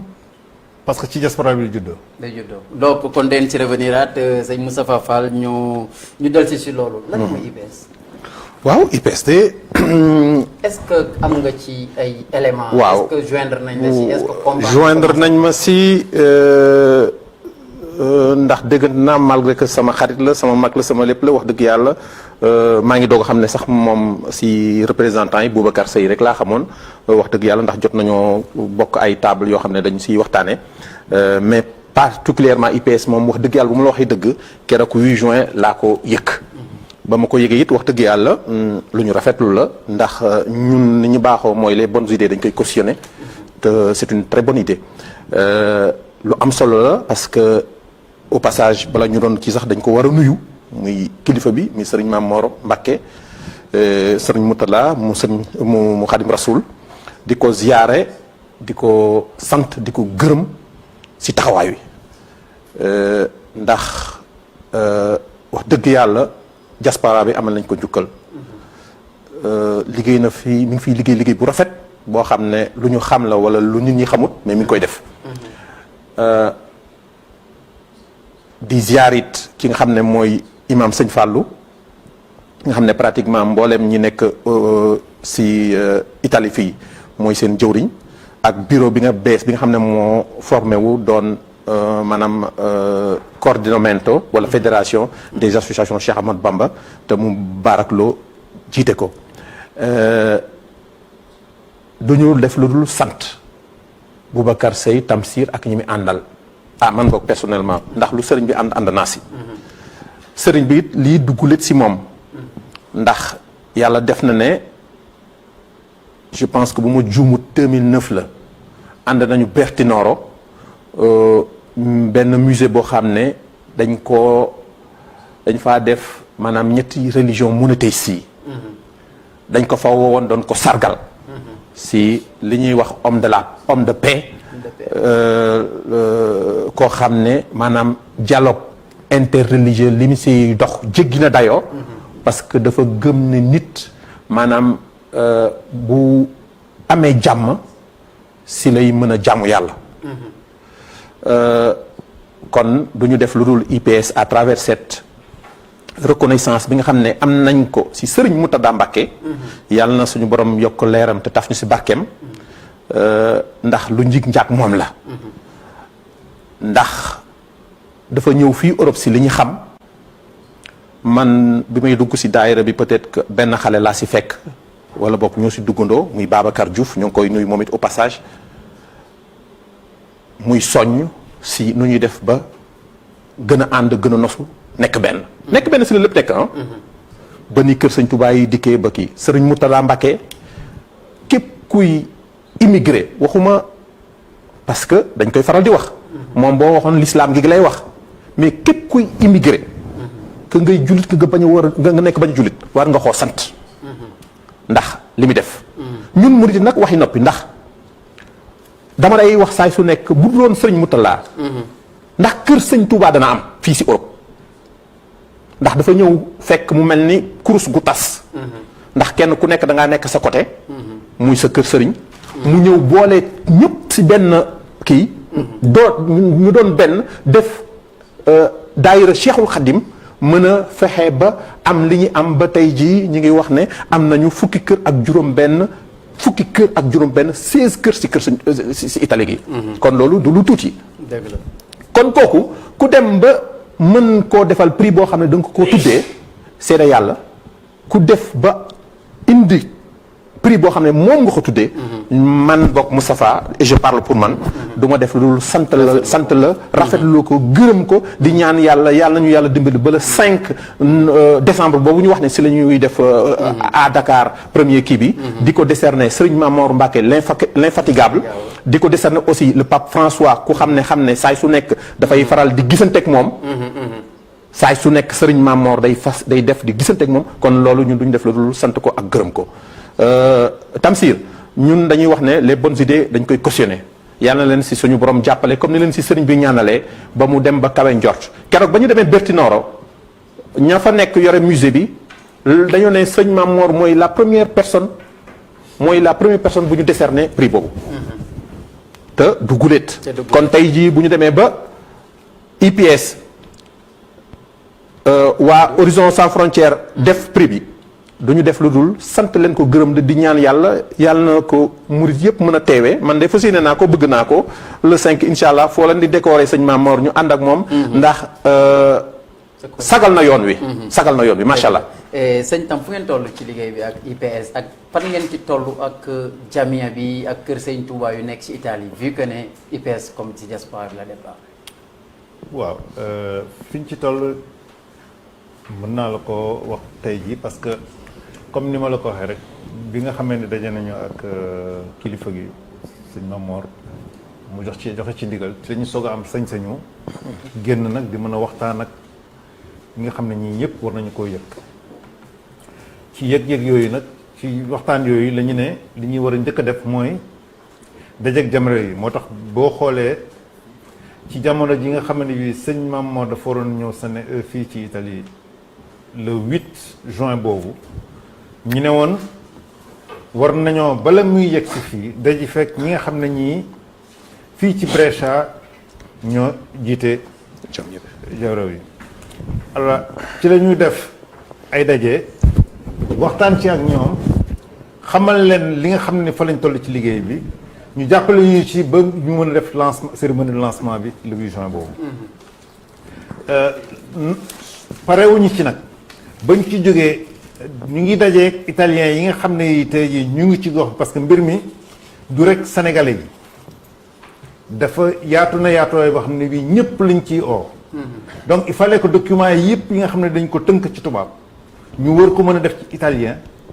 war ko mën a def ci yeneen langues yi continuer travail de sensibilisation bi loolu moo waral ci jamono jii ñu wees nii ci jamono ji ci la ñuy soog a pare ci document ci traduction yi ci version italienne léegi nag phase yi ci toppaat mooy wax rek ne du le 3 du le 5 mais le 3 la. parce que ngeen def benn genre xanaa benn forum benn je sais pas quoi pour gën a sensibiliser affaire yi parce que apparemment aussi. waaw xam nga la communication. waaw c'est vrai xam nga noo taxawul sax ñu ngi utiliser moyens yi ñu am pour communiquer parce que. doole ji ñu war a am pour def liggéey bi. doole googu moo fi nekkagul. moo fi nekkagul. alors fi nekk nii li ñuy jot liggéey ba suñu jotee ci fonds propre lañ def la ñuy demee maanaam ci li néew li ñuy taataan ci suñuy poos la ñuy doxee. moo waral il faut que ñu def levée de fonds. levée de fonds. il faut ñu raconter fonds. apparemment lancé woon ngeen ko fi. voilà waaw mais ba léegi gars yi ñu réagir ba léegi gars yi réagir dernier mot yooyu lancé diaspora bi vi ce prix. waaw maa ngi leen di owaat encore rek pour ñu xam ne mbir mi sunu mbir la comme ni ma ko waxee du yomb nag dina bëri ay gàllankoor mais gàllankoor yooyu ñun ñëpp bu ñu dajee ci ginnaaw li nga xam ne li moom la ñu moom te war ko aar. liggéey bi dina yomb. donc ñu ngi ci au Sénégalais yeeg yeneen nationalité immigré yëpp yoo xam ne tey jii war nañu gis seen bopp ci biir prix boobu. ñu fekk suñu ci liggéey bi. vu que ne moom mooy solution thème bu ñu doon. mooy solution thème bi. jërëjëf Tamsir Ba Ousmane Ba ñoo ngi lay ziar ñu rebondir sur tournée sëñ Mourtalla 2019 bi sëñ Fall ban jàngat nga am ci tournée bi. yaa ngi laaj nag loo xam ne mën nañ see tontu naam. te war nañ see tontu ndax dañ see bokk. voilà nit ki lu ñu ñuy bokk. rappelé que ne Moustapha Fall moo nekkoon secrétaire général Jamia Sëñ Touba association Serigne Touba bu nekk Pontevico daayira bi. bureau bi génn Moustapha moo nekkoon secrétaire général bi kon donc laaj la ko vu que ne. yàgg nga ko teewee te ñu suñuy gëstu si ñu xam ne sëñ Mourtalla sëñ Mamor sa wëlër la sëñ Mourtalla aussi si samay gëstu xam naa ne yéeg na ci oto nga dawalal ko donc kon ñu nga toog fii ñu laaj la tournée bi nan nga gisee tournée bi cette année si 2019.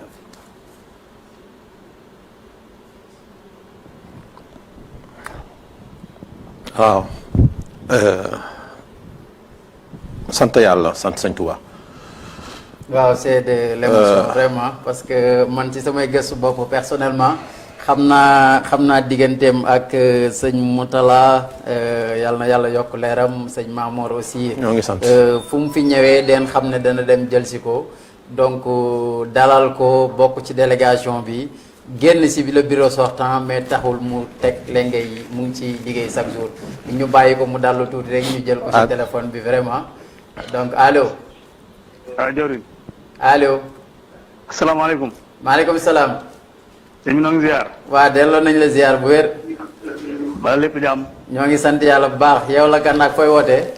Ndongali Malick Ndongo Brescia. ah sëñ Malick Ndongo Aline Ba mu ngi lay ziare. maa ngi lay ñoo ngi lay dalal ndeysaan sëñ Malick. waaw di la moom it ziare mu nekk ku nga xam ne day yëngu bu baax a baax si kër ga. sëñ Malick ñoo ngi lay ziare bu wér. waaw di la di dalal fii si dellu- pencum diaspora. waa di ziare bokki taalibe yi ñëpp rek. di ziare itam sa ñi ngeen dalal sëñ Moustapha ñoom ñoo ñu nga dalal. nekk ci ëtt bi. ak itam leeral yu am solo yi nga xam ne si ni yàlla dogal na ñu ngi koy leeral.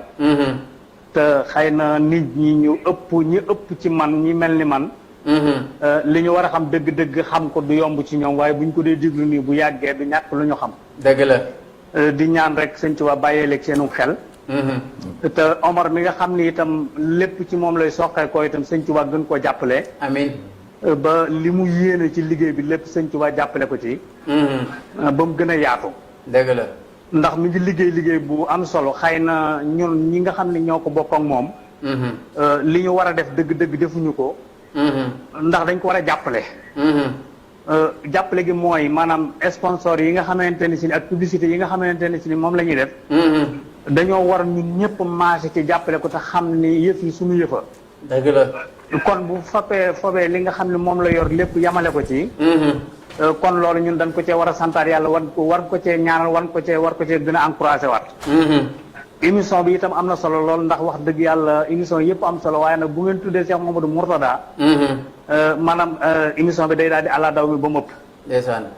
ndax wax dëgg yàlla ñun fii ci Italie dañoo xamul ku dul sëñ Mourtala. dëgg la. amuñu ku dul sëñ Mourtala.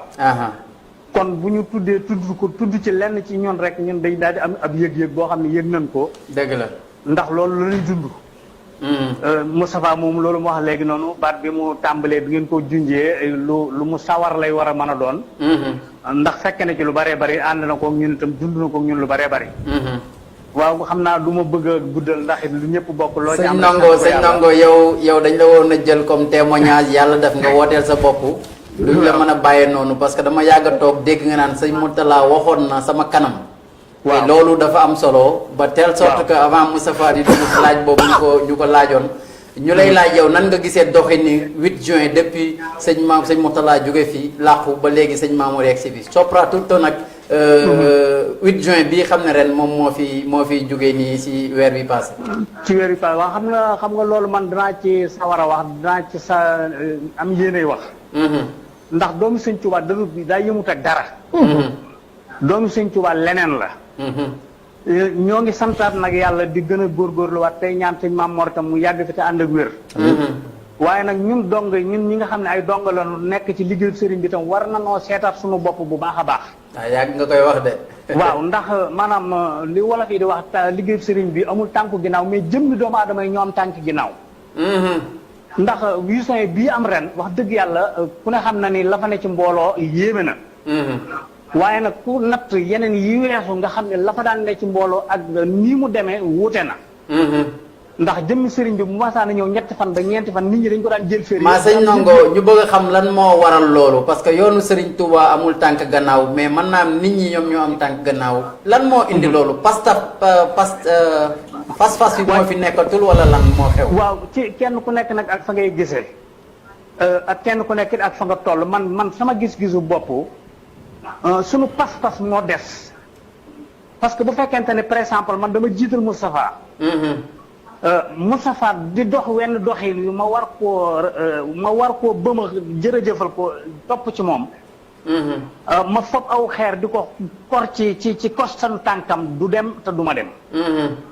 parce que li ëpp solo mooy il faut que nu gëm no bokk sëñ Tuubaa bokk yaakaar bokk wóolu ko doyloo ko. il faut que rek ñëw jël loolu teg ko ci sunu kanam mais bu fekkente ni maanaam dañuy jël bu sëriñ bi ñëwee lu tase ci kër sëriñ bi bu sëriñ bi demee kenn ku nekk toog sa biir kër li ñuy lijjanti dara du ci lijjanti. sëñ Ndongo nit ñi am jaaxle bu mag si ñàkk laa gis sa fréquence si kër sëñ bi mu xaw a mel ne lu wàññeeku man constaté naa ko ba keroog ma waxtaan ci ak yow. waaw sëñ Ndongo lan moom moo xew. parce que yow wax dëgg yàlla archive nga bibliothèque nga fekkee lu bëri parce que man damay bëgg ñu naan ma ba mu koy wax maa ngi toog. lan qu'est-ce qui se passe. waaw sant yàlla rek xam nga itam maanaam jamono àddina day dox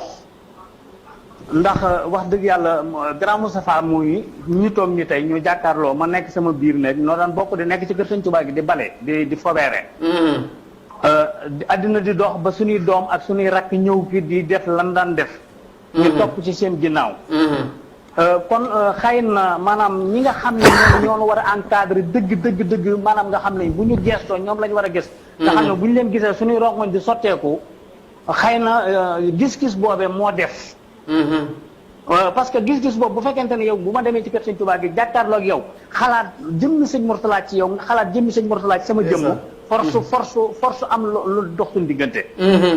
mais su fekkente ni maanaam diggante booba xalaat boobu jóge na fa. sama jëmm rek ngay xool may xool sa jëmm bu ñu génnee ci kër sëñ Touba gi duutoo gis dara duutuma gis dara.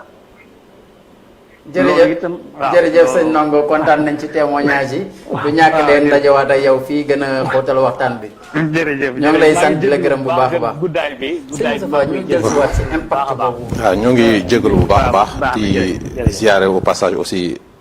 Alaaji Malick Ndongo suñu jëwriñ si liggéey bi ndax dañ ko see fekk mu yaatal ñu ku yokkut wàññi nga te yokk na ndax da daan wër di dox ci gox yi li wër Brescia ak Pontevico ànd ak yenn mag ñi di soññee képp ku mu gis jàpp ne maanaam waxuma ne taalibe nga mais jàpp ne am nga cofeel ci Sëriñ Bamba kese mu fexe nga jàpp ci liggéey bi kon loolu laay wax ne ku yokk rek wàññi nga te loolu mooy l'essentiel ndax Sëñ Tuubaa yi teewut lenn si ñun lu dul ñu ànd nekk benn Sëriñ Mourtala yàlla na suñu borom yokk leeram tax si barkeem man dama am lu ma jomb bi nga waxee loolu maanaam dafa am beneen yëg-yëg bu ma yëg ndax tuuti naa si dawalal Sëñ Mourtala kon loolu sant laa siy def ba karamay dem am yaakaar ne dinaa jàkkaarloog Sëriñ Bamba dama ko si sant di ko si gërëm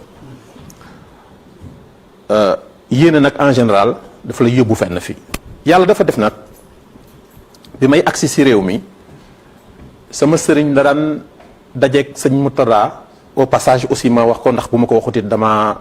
du yoon ndax ku mel ni Sëriñ Mor bi ma jàkkaarlool war naa ko wax ne sama sëriñ Atex Mbàkke Sëriñ Fàllilu mi ngi si dëkk bi daf maa soññ si liggéey bi ndax moom ba muy tasanteeg Sëñ Mourtala Abidjan ngan da daan moom toppatoo xéewal yi takk ndigg li ndax moom day wax ne si waa kër Sëñ Fallou moom mooy seen Baay Fall. sëñ Moussa Fall duñ la dog ne sëñ Atex de la soññ ci liggéey bi fan nga toll woon ci liggéey 8 juin bi. waaw en collaboration avec le bureau bu nekk Pontevico. ba tey jii ma suñu see jóg te duñ si jóg mukk ba àdduna du tukki li ñu bokk it dañ koy waxtaanee loolu laa gëm lii nga xam ne moom la ñu sekk muy l'organisation du 8 juin. muy 1/100 si li ñu war a def dañ ko war di toog di ko waxtaanee Aliou. toog di waxtaanee mooy li may wax ne ku yokkut wàññi nga. ndax être membre du bureau warta mën a tax ngeen mën di toog di waxtaan. ndax man bokk sama conviction bopp la. bureau bu nekk it muy doxee. ndax ku xam ndax yàlla def na ne bureau bii nekk nii di bureau sortant actuellement nga xam ne ñu ngi jëm mois de septembre si la. septembre bii di ñëw si la bureau bi di jeex. non du scoop parce que loolu mooy li nga xam ne moom moo am. jàpp naa ne ñu ñëpp xam nañ ko normalement noonu la war a demee. bureau sortant bi yàlla defoon na ne bi ñu koy fal ak nañ ko falee woon bokkoon naa si.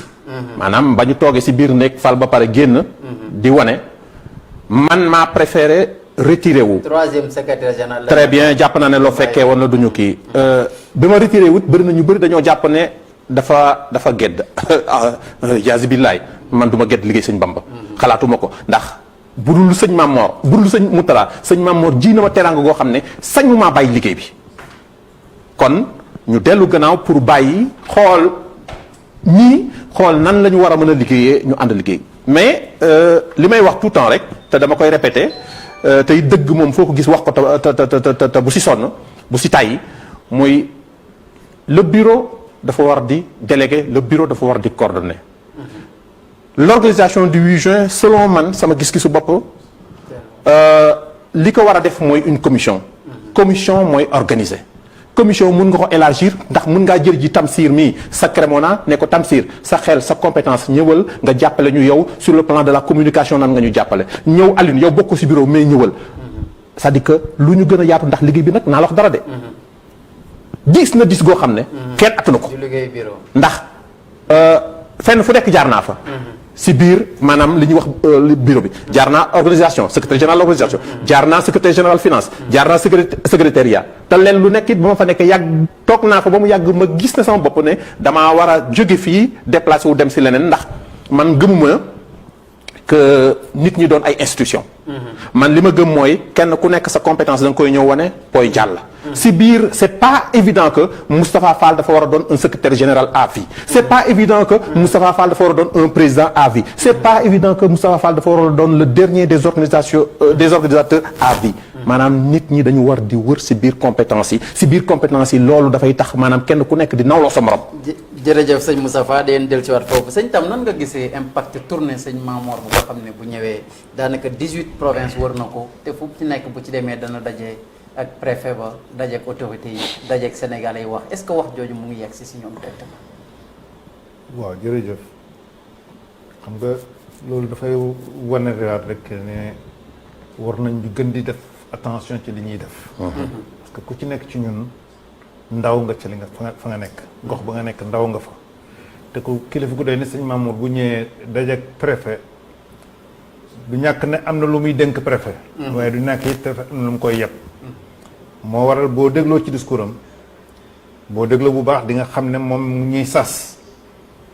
mu ñuy sas dañuy wax ne nañuy xoolaat suñuy jikko. nañuy xoolaat suñuy taxawaay. nañuy xoolaat suñuy jëf. te nañ di jàppalante suñu biir. surtout ça message bi da koy wax chaque jour. da koy décortiquer ci message am mais nag xam nga dégg-dégg. moom lañ di war di am. parce que sëñ bi mën nañoo bañ a joxoñ waaye bu ñu waxee war nañu xam fa ñu jëmee fan la loolu moo waral. jàngat yi nga xam ne dañ koy def ci jàngatu na sëñ Mamor daanaka diplomatie religieuse la. parce que le état waroon def. moo ngi koy def. donc loolu moo taxat ci biir projet boobu ñuy wax IPS. c'est pas pour rien rek ñu ne sëñ Mamor. waaye dañu gis ne le kilifaam yëkkati woon di ko dox ba jamono ji ba ko yàlla laqee daf ko wéyale. yokk ko loolu moo waral ñu ne prix bi. at bi njëkk bi ci dialogue interreligieux moom lañ koy jagleel ak PAM bi. loolu am na solo. Fall ñu del ci war ci loolu lan nga doon ñaax tey boo doon ñaax jamie bi xam ne ñun ñu dëkk Brescia moom lañ am si tournée Serigne Mamor bi parce que autant 5 ans 6 ans le 8 juin rek lañ doon wax mais léegi on parle de tournée vision bi nekk ci biir tournée ban taxawaay lañ ci am ñoom ci biir tournée boobu. alors bala ñuy ñëw foofu dañuy ñëw si rencontre yi muy def ndax yàlla def na ne masuta am sëriñ bi ñëw fi te teewewuñu ba muy wax ak préfet bi wala vice préfet bi wala questore bi wala maire dëkk bi mastam li Tamsir wax dañ si rebondiraat rek tuuti baatam du lenn lu dul laaj autorité yi lan moo leen naqari ci sama mbooloo mi wax ñun li nga xam ne moo ñu war ak nan la ñu mel ak nan la ñu yare xamal na it nañuy am yërmande ci ñun par exemple ren vice préfet bi Pasquale yàlla moo ñu recevoir un samedi ñun ñëpp xam nañu ne en général kilifa yi samedi en général duñ ko recevoir si loolu sëñ Mamor si gis-gisam ak xam adduna macha allah yàlla na ko suñu borom lafal cat daf ko sant gërëm ko xamal ko ne maanaam xam nañu ne tey du bésu recevoir mais terewul recevoir nga ñu loolu jël nañ ko en considération ñu ngi lay sant di la gërëm si taxawaay wi ak ni nga jàppale suñu njaboot xamal ko aussi ne préfet bi tontu ko si tontu bi li ma si gën a neex mooy daf ko ne li nga wax yépp dégg nañ ko te yàgg nañu gis ngay ñëw xam nañu ne aussi seen ngëm-ngëm toll foo xam ne maanaam da ngeen am maanaam lu mel ni mooy seen hymne muy lan liggéey ba jàpp ne doo faatu mukk ak jaamu yàlla ba suba ngay faatu xam nga loolu muy wax Sëñ Bamba kon damay wax ne dox bi muy dox ci biir institution yi gën a njariñ gi mu am kenn xamatu nu mu toll parce que mi ngi demandé Sénégal yu am problème mu indi ay dossier jox ko maanaam autorités yi ne leen kii dafa am problème te gëstu nañ ko ba gis nañu ne maanaam problème bi maanaam nii la demee kon xam nga ne kilifa moom saa yu la joxe un dossier du dossier booy teg à part da nga ko saytu dem na it ci sama gis-gisu bopp foo xam ne fu kenn masta dem même autorité maanaam gouvernant ay nit yu ñu tëj ci ay kaso kaso boobu ñu ne pour dem fa maanaam da ngay wàcc oto dox da ngay wàcc oto dox ba mu fa demee ñooñu ña fa nekk te ay doomu Sénégal la ñu sa ëpp maanaam dañoo Espagne la dañuy jooy parce que sëñ Mamor lu mu toll li ko sëñ Bamba may mu mën a dox ay tànkam ay kilomètres pour dem fekk ji ñooñu. pourquoi ce message là mënuñ ko véhiculer ba mu yegg ci communauté bi. quel est le problème. dañoo war a gën a nosu Alioune dañoo war a gën a nosu dañoo war a gën a nosu ndax damay wax ne lu mu bon nord bi kese bu dee dañuy wax ci nord bi damay wax ne axe bi muy Milan Bergamo Brescia ñu war a ànd lañu ànd di yëkkatindoo du tegandoo. on va parler d'axe mais pas de province maintenant. Alioune foo dëkk man ku ma wax feneen foo dëkk fu dul Touba ma ne la waxoo dëgg. Touba laa dëkk. ñun ñii ñëpp di ay murit képp koo fi ne foo dëkk daf lay wax ne Touba. kon du ñu ñëw ay province divisé ñu. division bi baax na ndax boo xoolee ci situation Brescia c'est bu ñu nee Jamiu Cheikhul Khadim Touba Brescia c'est 15 sections si li ma si fàttaliku. 15 sections yi ñoom ñëpp après dañu lëkkaloo ñëw ci kër Sëñ Touba gi c'est une organisation. man damay wax ne actuellement foofu lañ toll alhamdulilah rabbil alamin ndax sëñ Mamor saa yu fi ñëwee dinañu wàccal feuille de route si feuille de route boobu nag damay wax ne ndax suñu mbooloo dinañu mën a def ba bu déwénee bu ñëwee dinañ ko wax ne ah sëñ bi daaw de si sa discours li nga ñu waxoon fii nga tàmbale woon fii nga eggee si fukki points yi nga ñu waxoon juróom benn point yi de réglé nañ ko des na ñeent mais ñeent yi ñaanal ñu bu déwénee dañ ko mën a àggale parce que sëriñ bi du wax si ngelaw sëriñ bi lu mu lay wax ndax fédération bi ñu def actuellement bi association Ahmadou Bamba def sëriñ bi daf leen ko dicté ay ati at yàlla nag dogal na ne am na fi mu ne nii ba am nañu statut si li nga xam ne xam naa ko si mais encore une fois bu dee maanaam événement religieux yu ñu def bëgg nañu mu am impact dëgg-dëgg dañoo war a gën a ànd nos ndax dama lay jox l'événement du Magal Touba mais Magal Touba Cheikh Aliou Magal Touba normalement war nañoo mën a xool par exemple ñeenti province wala juróomi province yi nga xam ne moo wër nii muy Milan Bergamo Brescia Cremona mën nga dem ba Parma à Tourneveure ñuy wax ne fan lañ koy organiser te bu boobaa maanaam tous les moyens nécessaires dañ ko si war a def maanaam dañuy xool béréb bi gën a mucc ayib sur le plan organisationnel ñu ne foofu lañ koy yóbbu na jar 50 000 euros ñu def ko fa investir ko ba nga xam ne ku fa ñëw da nga xam ne Sëñ Bamba amul morom lu mën a nekk la mais nag vision lay àndal te loolu man dama wax ne am na nooy àndee sur le plan religieux ba organiser des manifestations religieuses da ngay aar sa bopp aar sa njaboot ak képp koo xam ne dafa jógee dëkk ba nga jóge ndax dañuy wax ne ñii kat am nañu fu ñu nosu benn buum la ñu nosu te gis nga bu ñu defee seen capacité de mobilisation c'est incroyable loolu dafa am solo mais bu ñu bëggee kenn ku nekk pàccal dëgg-dëgg ba nga nekk Vobarno créé Brescia créé Rovato créé mais fu ñu jëm maanaam la impact ba mu waroon am du ko am dëgg-dëgg taar ga mu war a am du ko am dëgg ndax man dama gëm ne Magal Touba par exemple et je donne encore et je défie kii Magal Touba war naa nekk bis boo xam ne ku fa xéewlu xéewal googu war naa mën a tax nga taxe dëgg la Magal Touba gisal tubaab ñu fonkee du doon lekk rek mën na leneen très bien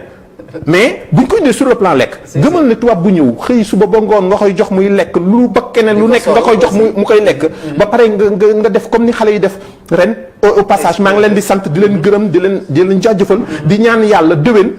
8 juin bañ a doon benn bés doon une semaine culturelle te lu mën a nekk la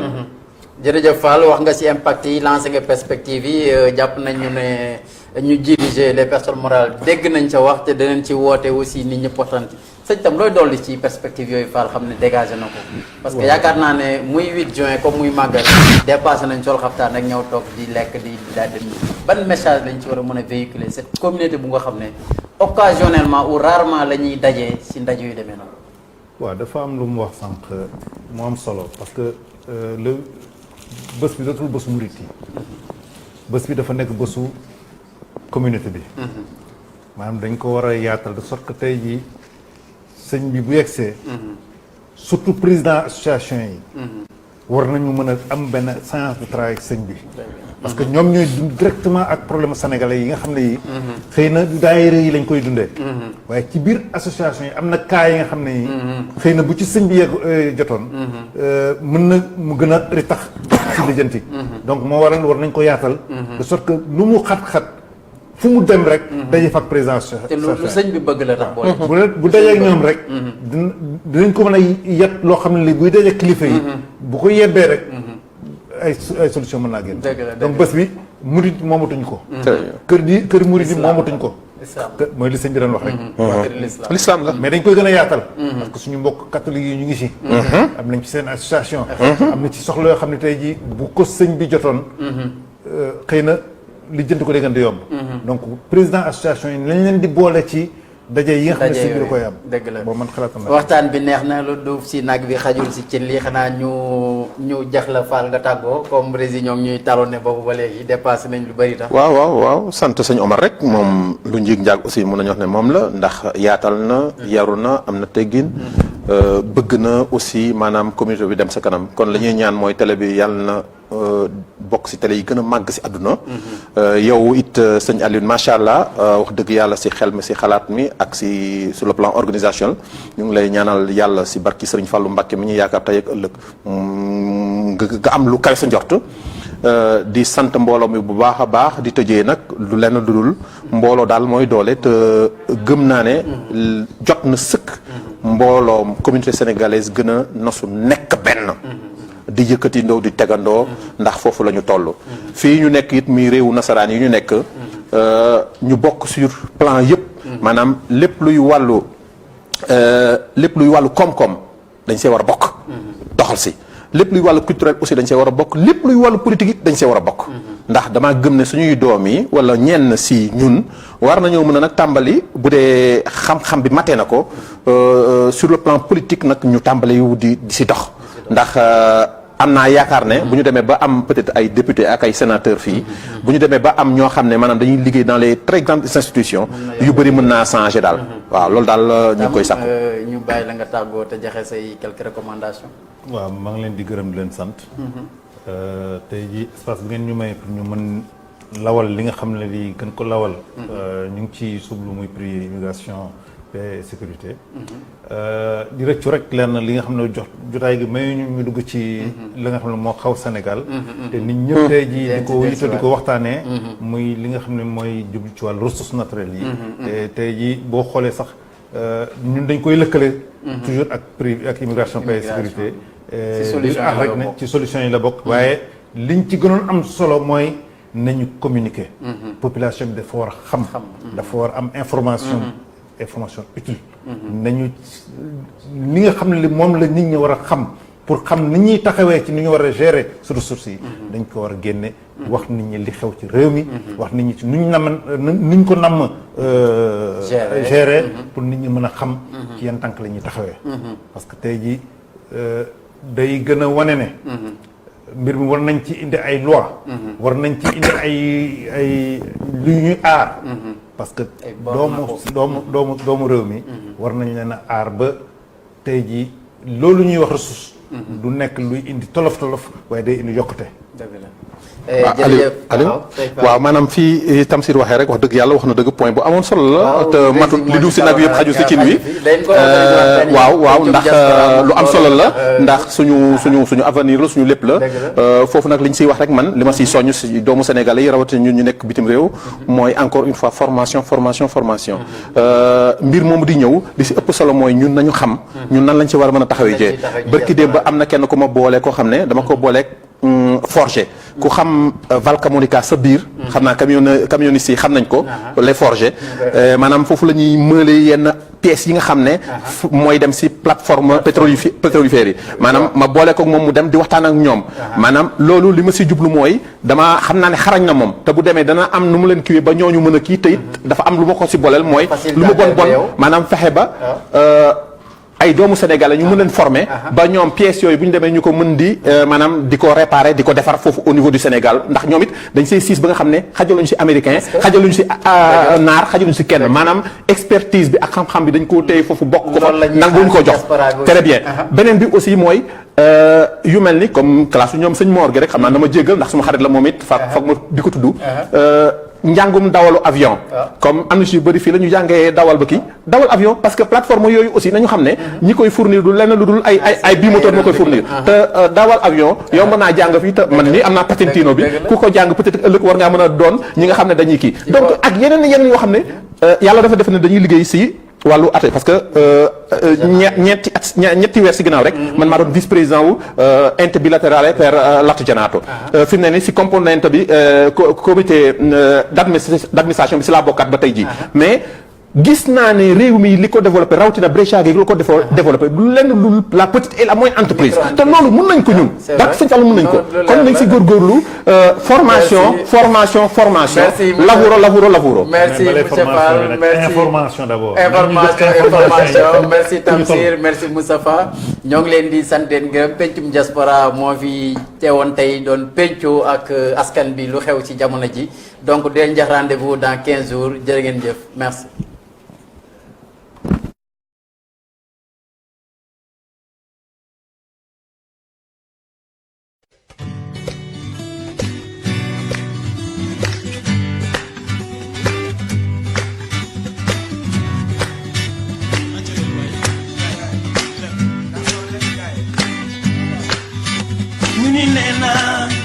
ñu ni nee na ñoo bokk réew mi